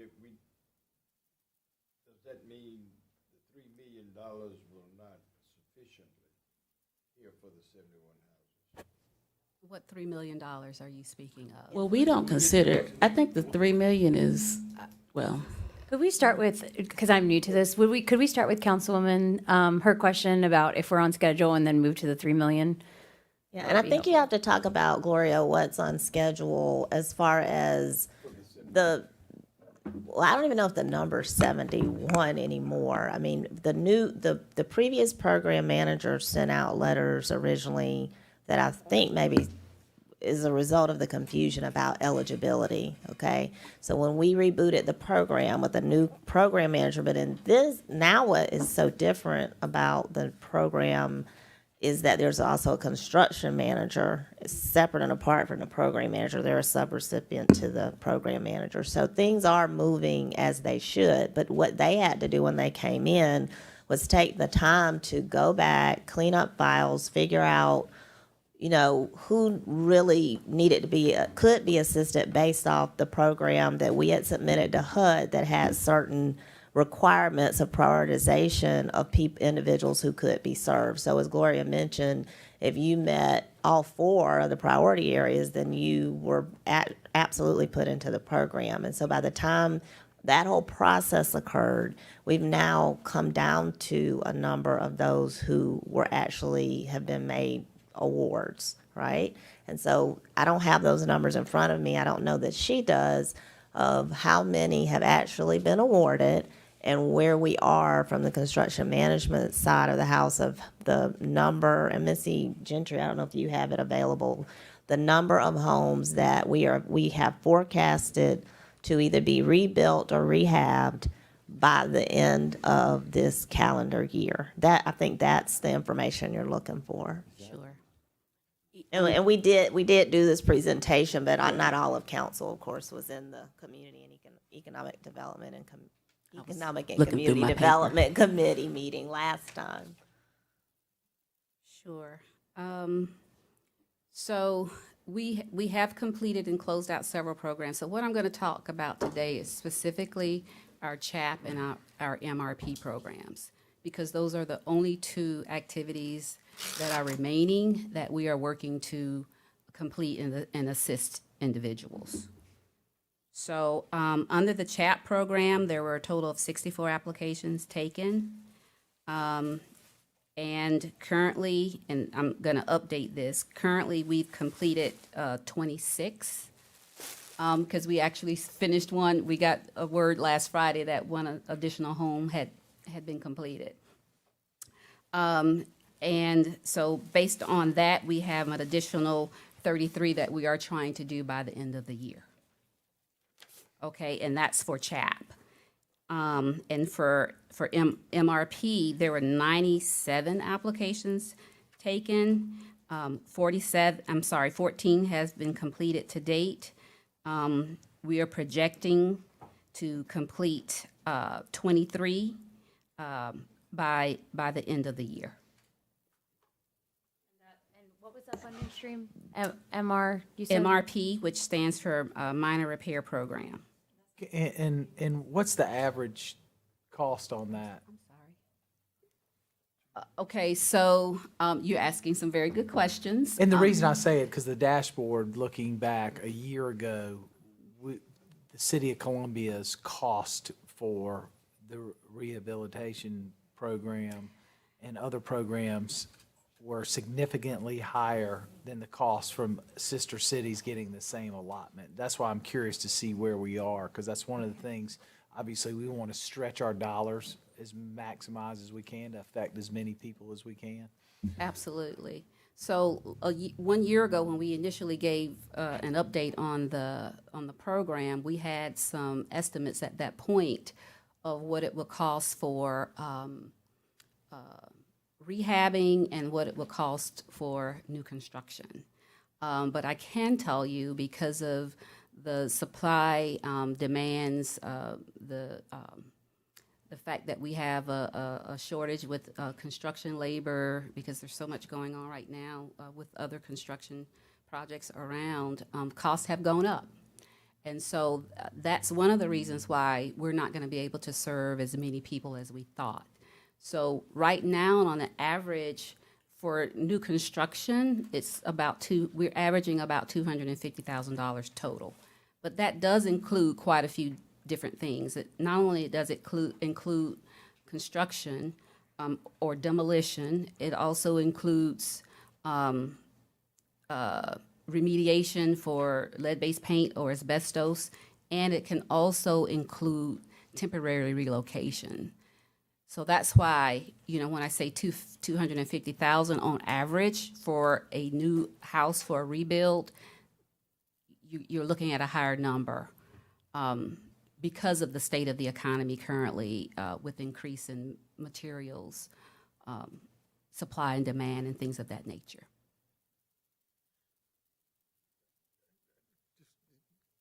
Probably not the right time, but what happens to the property taxes and the insurance to those folks when they went from, say, owning a house that might have been assessed at $100,000, and now all of a sudden they're having to buy a property insurance for replacement cost of $200 or $225, and the taxes. I mean, how do these people? I'm just curious. How you hate to. The taxable value wouldn't be the total that Gloria is talking about. She's talking about the total cost to the program for that house. The house itself might be. No, I understand that, but I doubt if we got $100,000 house out there. We will I say that house might have been assessed historically. The value in that market, right? So granted, there's Right. $200,000 in there. Yeah, but guess what? The insurance is now $250,000 or $200,000. I'm just. That's another subject for Yeah, another day. I can't That's not a budget. I was speak a just whole lot on insurance. That's not my forte. I was going to The say, insurance would be. I think we too have a tax rule that keeps it from increasing over a certain percentage for the first 5 years. Remember we were talking about that years ago. Back, I know there might be some tax that you can get some type of abatement depending on your age, like if you're 62 years of age or older, you can apply for some reduction in your taxes, your property taxes. Yeah, I And most of the people in the program are elderly. There was, when we were doing another development years ago, there was some program, but we had one of the city folks that came out and said that there was a cap at how much your taxes would increase over 5 years. But it's, yeah, it's some, 15%. and it's over, what, the next 5 years or something? Over a 5-year reassessment, you can only go up 15%. Okay. So at least for that 5 years. Unless you do rehab on the Unless house. you rehab it or sell it, Yeah. and then it goes to point of sale. Then it's all based on either the permitting, ad cost, or the point of sale. Well, we need to change that if it's based on a disaster. It should be an exception for a That's disaster. the state government. Oh, let me write the state government a letter. Since I just want to put a bow on this discussion, since the combination of some of the past history, in addition to construction costs, ultimately means we're serving less people that may have been eligible. I would just like for us to have that transparent communication for us to know, so that when we have constituents come to us in tears about their houses not being built and they're still struggling to make ends meet since 2015, that I want to be able to give them an honest answer. And so I appreciate that we're having this discussion. I still have some concerns, but I hope that we can take care of as many homes as we're promised. Absolutely. And we'll work out something, Ms. Wilson, where we can provide any updates and reports necessary. Just let me know. I'll be happy to do that. And then just to put, but we did talk about this in our committee meeting, and just acknowledging that a lot of folks just don't understand a lot of the letters. So we just have to find a way that's a little more personal to explain it to them. So some additional grant funding received based on COVID. The CARES Act is the HOPWA CV, $220,838. Out of that, 40 people were served for short-term rental assistance, and 40 people served for supportive services. And at the bottom, that says HOPWA ARP, but that should say Home ARP. So I do apologize for Well, no, that. let me ask you something real quick before you move on from the HOPWA. Is that 220,000 number what was spent in the city? I know we're the manager for a larger region for those funds. Is that 220 for what was spent in the city of Columbia? Not necessarily. That will still potentially have been spent regionally. That's just the total amount that was spent. And then for the Home ARP, and you all are aware of that particular process because you were very involved in that. The city received $2,500,820, and the allocation plan for that has been submitted, and we are still waiting to hear back from HUD. And that will cover those who are homeless in supportive services for non-congregate housing. Could you just remind us what HOPWA stands for? Yes, ma'am. Housing Opportunities for Persons with AIDS.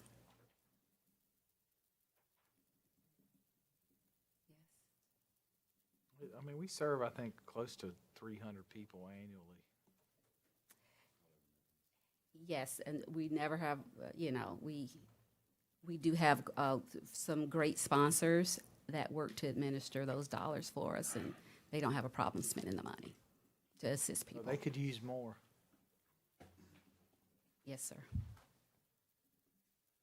So, budget priorities for the coming year is, of course, we want to continue to serve the most vulnerable and low to moderate income populations. One of the things that we briefly spoke about earlier is, the fact that, we do know that there are a lot of people who have homes that are in disrepair. So the CD staff has looked at ways to improve the type of programs we provide. We're looking at the calls that we get in and the needs of those individuals. So we are trying to put together programs that we've provided a draft, but be happy to talk to you all at appropriate time about how those programs can help people. So if they just need a heating and air conditioning unit or a new roof, we can quickly do that, and streamline that process, as opposed to, somebody who needs a whole new house built, or extensive rehab done, because those type projects take much longer. And so we're all trying to look at ways where we can help people faster based on their specific needs. We also want to continue to be that conduit to support affordable and attainable housing. We are in the process of putting together a home NOFA at this time. That's a notice of funding availability, which is specifically for housing projects, so that we can either work to serve CHODOs, which is, what does CHODO stands for? It stands for community. Thank you. How did I forget the word community? Community housing development organizations, because I know we use a lot of acronyms. Sometimes I can remember the acronym and not what it stands for. But that home NOFA would assist any developers who might have projects with gaps, any nonprofits, and again any CHODOs who may have any projects that they may have gaps for, so that we can continue to focus on the affordable housing and attainable housing needs for the area. We're also going to continue to build on capacity internally and externally to meet leadership expectations and demands. I will say, and we'll look at our org chart shortly, but I will say that half of community development staff is pretty much new. So we know that, with that being the case, that we are very much focused on, training and making sure that everyone is brought up to speed as quickly as possible and trained, so that we can continue to deliver those services that are needed, so that we can do so compliantly and do so quickly. We also want to finalize the Kronos system grant timekeeping component.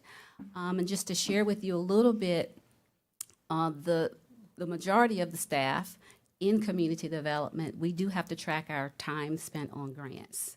And right now that's being done manually, which is quite burdensome, but we do it because it's necessary.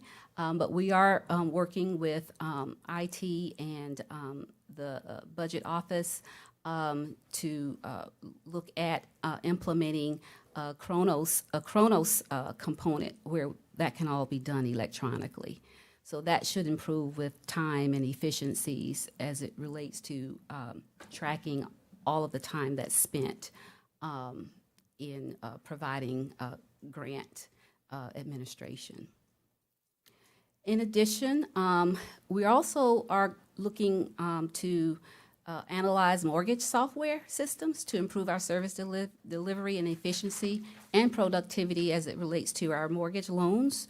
Right now, we do have a system where we can input that information into a Calix system, and we can print up all of our disclosures and our applications and things of that nature.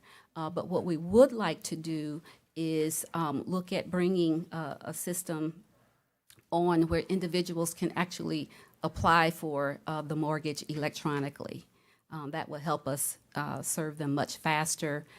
And quite frankly, that's just how things are done right now in the industry. Most people apply for loans and things of that nature online. We also want to maintain a list of qualified consultants, subrecipients, and program managers to assist as needed with grant administration, training, and service delivery of funding activities. As you see, we have a great deal of grants that we're currently administering and that the city will continue to get. So I think in order for us to be able to get the money out, as needed and administered, oftentimes that means we need help because, our capacity internally just won't fulfill those needs. So we do want to make sure that we keep a list of folks that we know we can rely on and that will be available at the time of need. We also, at the end of the day, work to maintain program compliance and timely grant expenditures for all our grants, because they all have timelines that we must meet to make sure we can keep the city in good standing with our funders. And so this is our organizational chart. We have a total of 16 people in the Community Development Department. And that's the end of my presentation.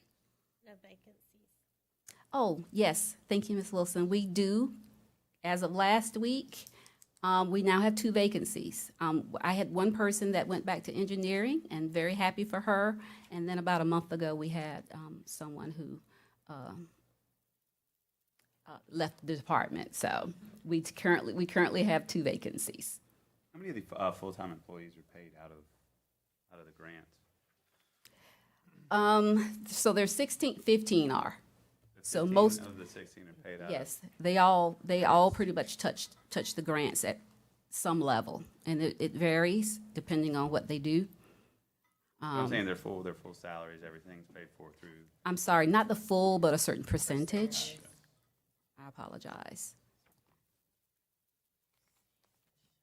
So we did the calculations, and based on where we are, what we projected for the year, about 62% of the salaries for the staff is paid with grant funds. Okay.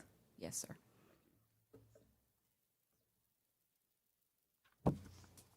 Any other questions? Thank you, Gloria.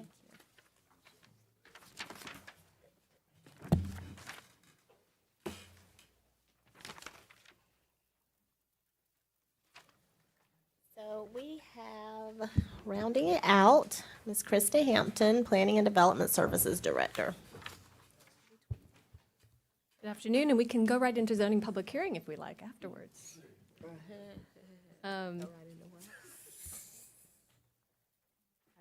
Planning and Development Services, as you know, building inspections, plan review, planning, zoning, land development as well, excuse me. Major accomplishments of 21-22, you've heard it a lot, the new Unified Development Ordinance adopted, and we are in the process of implementation. We've been bringing some of those changes that we've seen necessary to you. You'll see more coming. Implementation of online building inspection requests. So the conversation before about the e-review, which I will discuss. So we have been conducting online building permit processes since the pandemic. That was how we were able to get through the pandemic, and we got a little bit of a kick in the pants with it, and it was a great thing for everybody, including our customers. So we were able to get to that pretty quickly. But now what we're doing is, instead of our inspectors having to come in and listen to voicemails and return calls for inspections, our building official, Todd Byers, is trying to get us more efficient, get that online permitting requests instead, get our contractors acclimated to that. A lot more effective and efficient. Krista, when somebody makes an online request for an inspection, is there a confirmation receipt sent back to the requester? I don't have the specific technical details on that. I believe it is, but I can find out for you. So we had a significant increase in residential development. So we had the plat and plan review, permitting, and inspection of that significant increase in residential development. Our Columbia Compass, our 10-year comprehensive plan that you all remember, was adopted, and we had our first annual report. A lot of good progress on that. And we had some public space programming as well, parklets and parking day. So I'm going quickly because I know we don't have a lot of time, but please stop me if you have any questions. Is the increase in the building permits, does that include renovations, or is that all new houses? So that's just new houses, but That's we that- also have a significant increase in renovations as well. But the new houses, it's remarkable.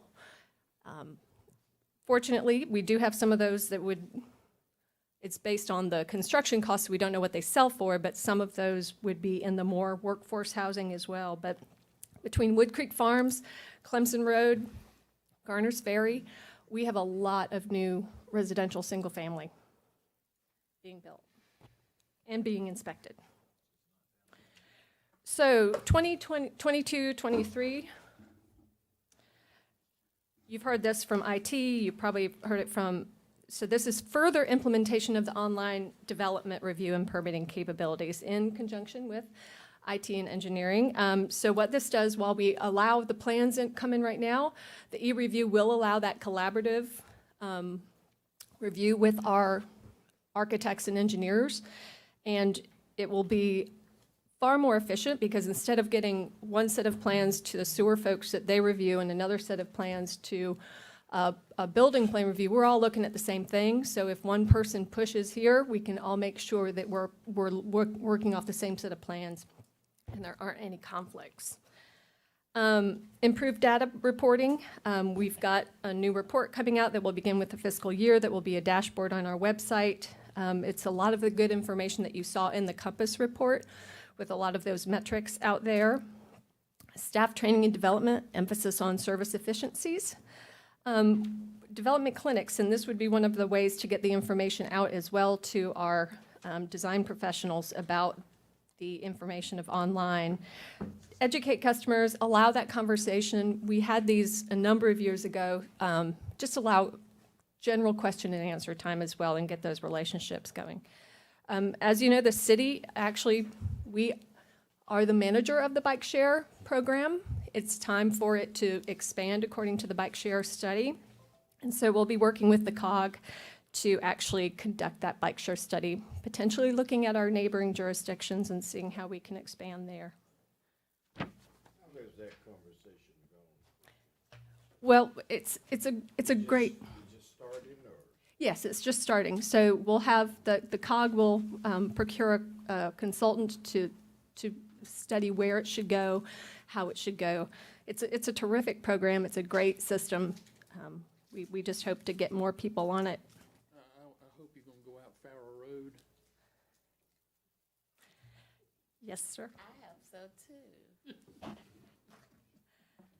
All right, we've got 43 positions here. We have 7 vacancies currently within those positions as well. Krista, I So I have some sped questions through. about personnel. Yes, sir. You've heard, what I'm going to say, you've heard me say before, and I see you having an add-on for another planner. I mean, we got way more planners than we have reviewers and inspectors, and I'm not so sure we need to add any more planners. I mean, can we cross-train folks or whatever else? I mean, when I look at this, You got 33% of your department as planners. So a lot of what you see as planner is just a title. So I would say all but maybe 2 of what you see as planners are actually involved in some way in development review. For instance, the associate planner in zoning actually processes the Board of Zoning Appeals, works and issues permits. The associate plan for the land development that's currently vacant, that helps get our subdivisions reviewed, get our subdivision plats out the door.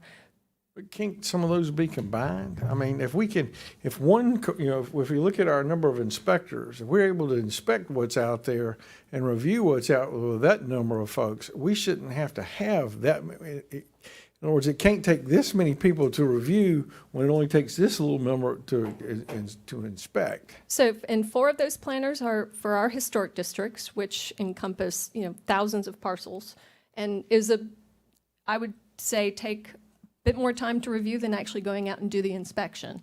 Absolutely. And we do have 1 vacancy in our residential inspector, and we need that position. Sure, but I just don't know if I can support in a budget one additional planner in that group. I have some real concerns, and I would say, at some point in time, I don't know which committee would address it. It may be whether it's the Economic Development Committee or not, as I do think we need to take a look at removing residential from qualifying for the Bailey bill. And if we do that, just residential, and because we have the lowest residential property taxes in America as is, so West Columbia and other places don't qualify, and the question I would have is if we were to do that, I mean, that would certainly reduce the number of staff it takes to process those things. That it is time consuming, just like any of the historic. That's right. district I reviews. just, again, I just want to be candid with you up front. I don't know if I can support adding another planner. And that position is that transportation curb management, which would really be kind of a combination with parking, and it could go in either way.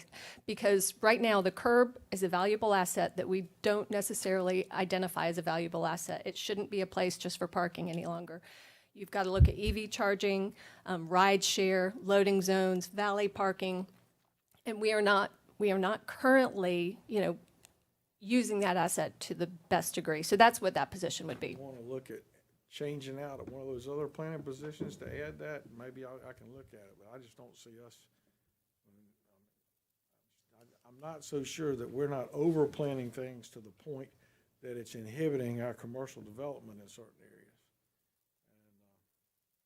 And I don't know if we need to add another planner. Understood.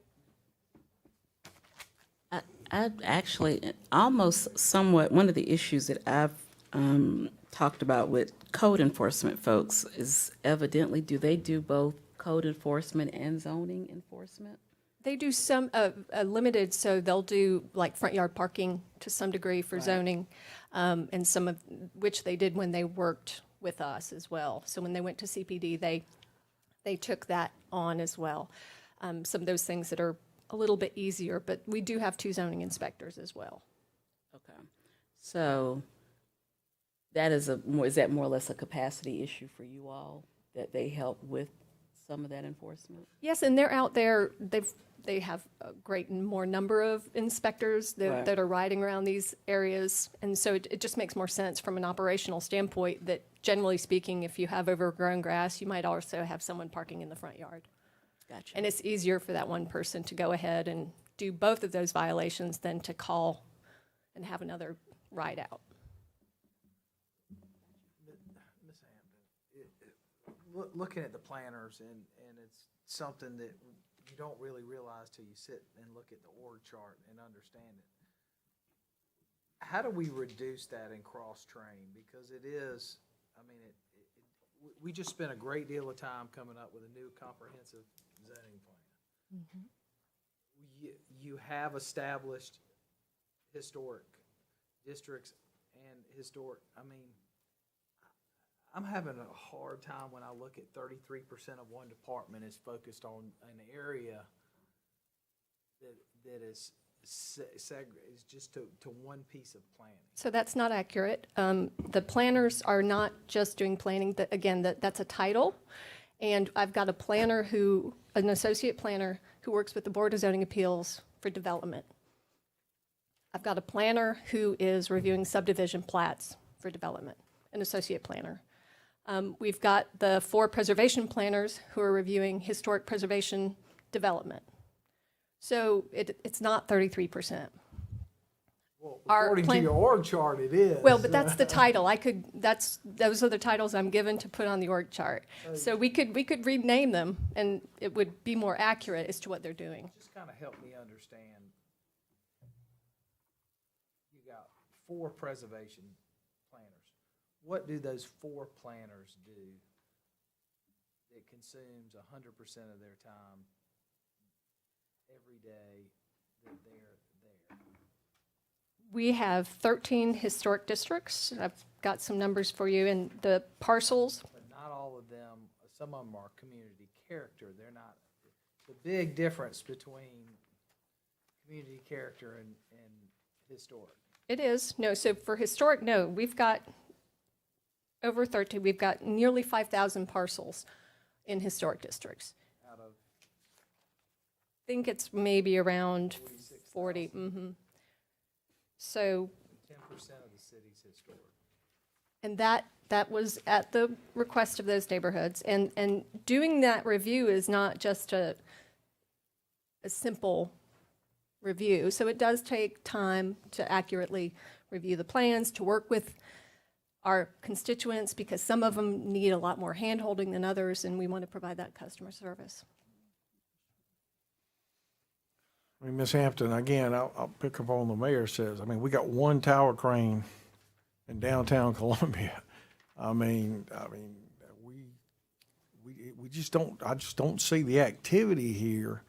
I mean, are we planning ourselves out of business, or what are we doing? I mean, you tell me, we got one person that spends the whole year on subdivisions, but how many inspectors do we have, you know, our plans reviewers that can look at the houses in this? I'm telling you, it's out of whack. And when you look at what the activity that we're getting here, it just doesn't seem to be working somehow. And again, I'm you know, one of the, and we talked about cross training the other day, where we are going to cross train our inspectors, correct? Commercial, yes. And our residential, currently, they do the whole. They are, but They do the whole again, thing. I think, I mean, if there was a place for reduction, I think in the number of planners that we have is a place that we can certainly look at. I mean, that has caused me for a long time a lot of concern, because we just, you know, when I go to other cities, I just do not see the development here that I've seen in other places, and I mean, y'all know my position on certain things that we comment on and things like that, and it may be the best way we can address it is over time reduce that number, folks. Because I'm just telling you, if they don't have enough to do, we overplan things and run the cost up on things, which drives investment that could land here and jobs that could land here to other places.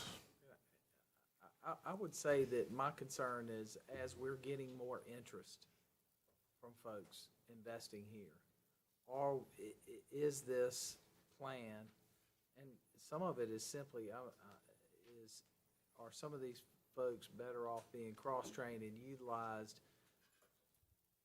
in another section to manage the growth? We have a growth spurt right now. What happens?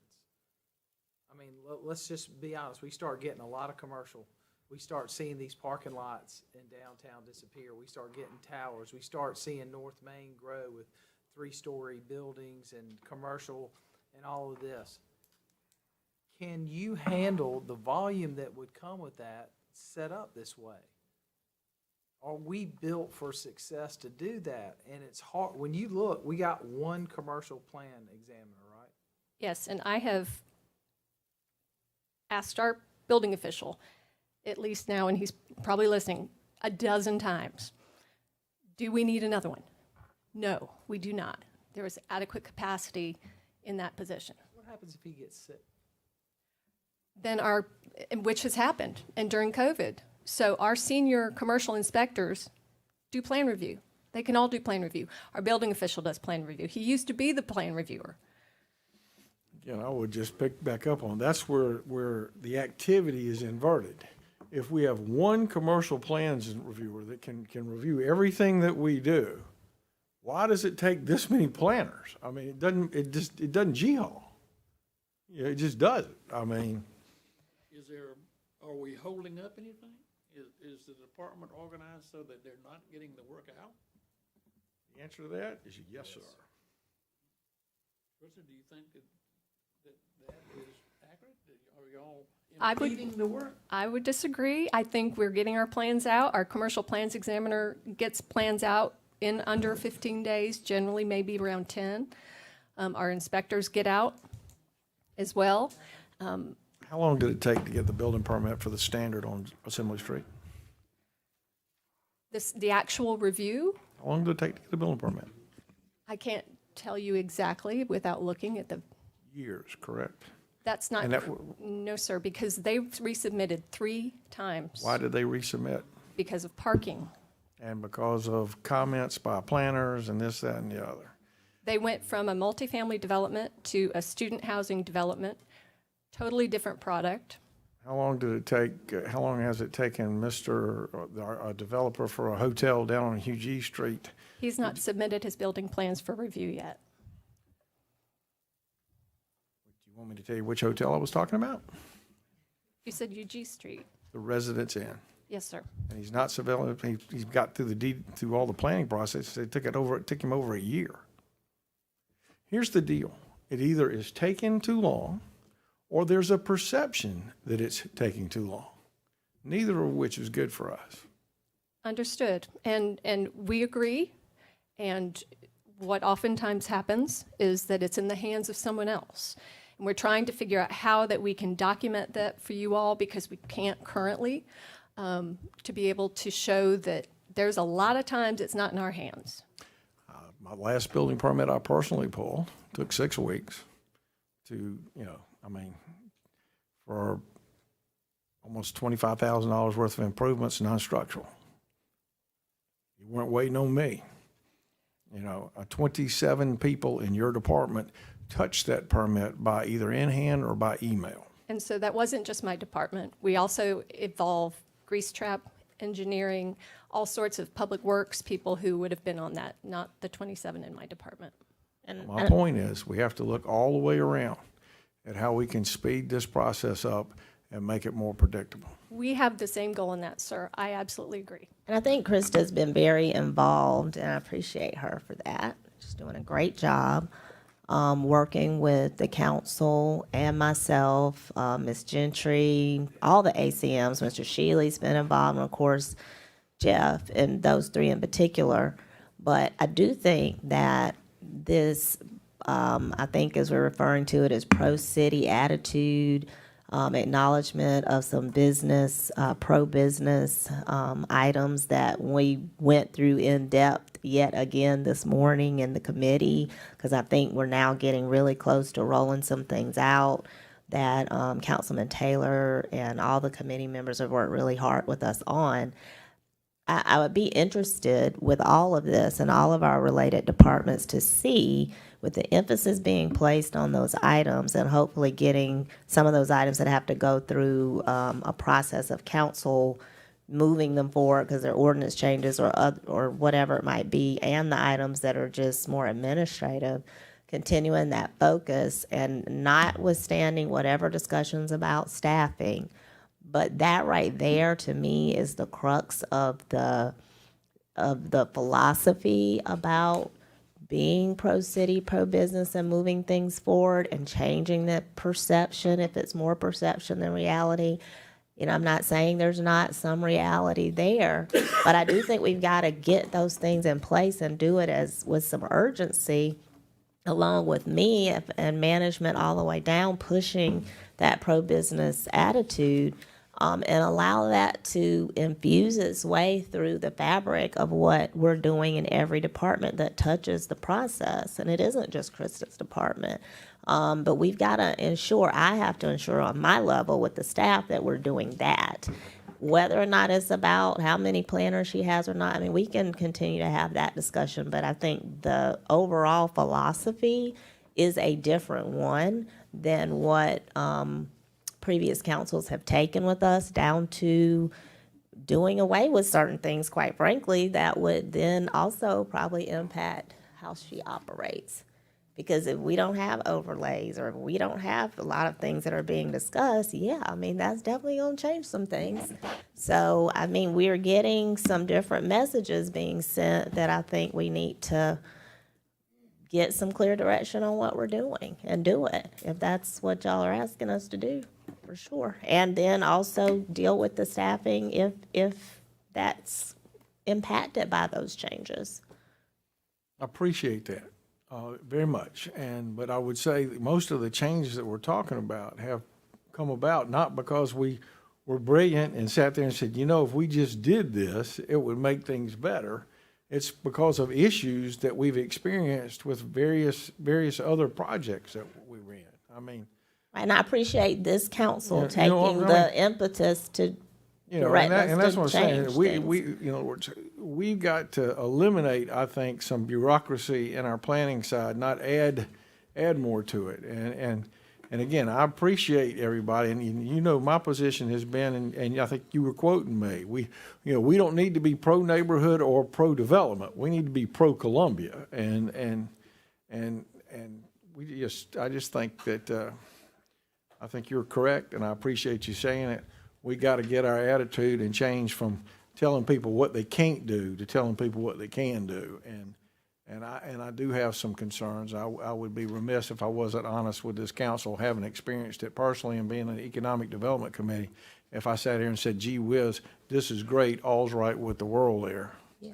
No, I appreciate the honesty. I think that's what we're looking for. I'm also I like to act on things. And if it is just about staff, so be it. I think it's a combination of things. That's I do all too, was and saying. I do agree too. with that. And we have to address each part of the combination. And let me, for clarification purposes, we are in some discussions at looking at things on overlays and things that may make it simpler or may not. Nobody is advocating that just yet. It was Sure.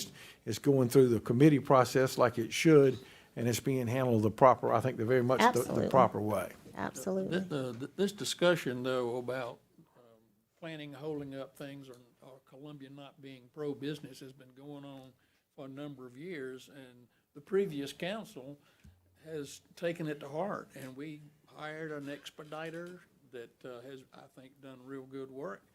So I think you need to give the city and the city staff some credit that we are trying to move in the direction that you want to move in, Joe. Howard, go ahead. I'll let you finish. I apologize. And I think that we've done a good job, and I think Krista's and her department has done a good job of expediting plans, of using what's the name of that fellow? Greg Williams, the what's his business title? liaison. Business liaison. He is hired to do things like that, and aren't we talking about moving him into a different position that could be even more business friendly? So I think we're moving in the right direction. I appreciate that. I would tell you, it has been shared with me by senior city folks that the previous council had basically led a direction that, when given the opportunity to protect a neighborhood, use the codes to protect the neighborhood. I mean, pretty much acknowledged that we were not friendly to development and stuff. Well, I will take the blame for protecting neighborhoods, because this is a city of neighborhoods, and we are going to protect the neighborhoods. I didn't say anything till you finished, and I apologize when I did interrupt, but let me just say this. That's not what they were talking about, was destroying neighborhood. It was, we have not been development friendly, and frankly, we're suffering for it as a city. I mean, nothing offense. Our economic development manager mentioned it the other day. It's one of those simple things that has bothered me now for a week, when he tells me that Greenville and Charleston have 9,000 people living in the city center, and we only have 3,000 here. I mean, that's how you get a vibrant downtown. The thing I've heard, and again, so what we got to do is start asking ourselves, why is it that we don't have that many people living in our city center? And it's a blended group. It's not just students. Where's the workforce housing that we have and things like that? And Howard, you can't deliver those products for folks today unless you create some density stuff. You just can't do it. And so, I mean, that's my concern, is how do we make our vibrant downtown that includes everyone?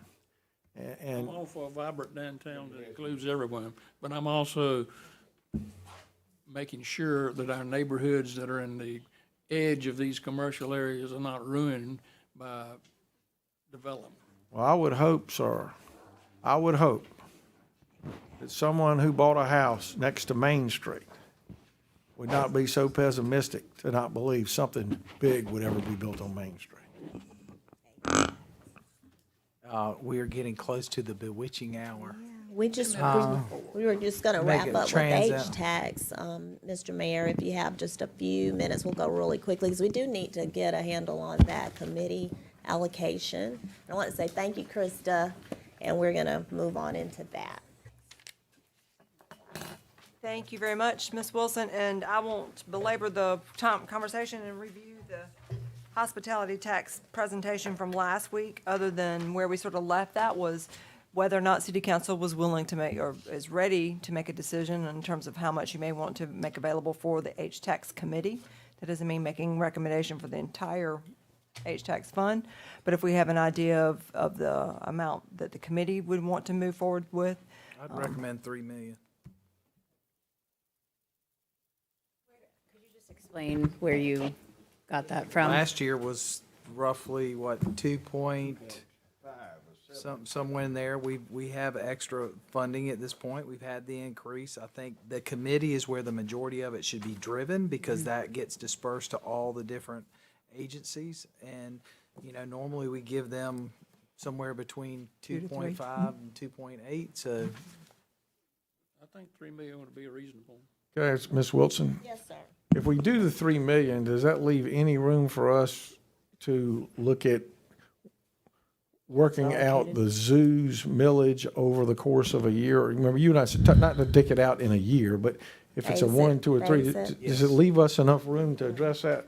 Yes, sir. Yeah. If it leaves us enough room to begin to address replacing that millage with H-tax, I second your motion. We can't vote though, right? That's right. No, Kim. we're not voting. We're just giving our support your our motion. moral support to the 3 million for the allocation. committee would be very generous, and that would leave you 3.5 million available for other allocations. That sounds good. And I think that it's a good amount. I think we're seeing a big push for people to get more involved, and I think you're going to see these events do really well, and we're going to see people are really pushing to get out, so. Yes, perfect, great. And then the final, just to bring to your attention, as we like to finish off our budget conversations, today is your budget workshop number 3. We will be sending the publication to the newspaper this week for notice on May the 3rd. We'll advertise the $164 million proposed budget based on the revenue projections we've provided today in the balanced budget. And then, of course, we look forward to our budget workshop with you next Tuesday. 1 o'clock? When you advertise, Yes, sir? is this what the ad will read? Yes, sir. That's what That's what is the state law says. state law requires. There is a little bit of the bottom part of it cut off that I didn't No, provide. here's the my only schedule. question is, I mean, can you put into that there's no tax increase this year? I mean, So the millage, it does reference the millage was 93.8 in the current year, and next year the millage is 93.8 again. I know. I wouldn't mind telling them instead of letting them figure it out. We can certainly talk about, or find out if there's another way to. Okay. Thank you very much for your time. Thank you all.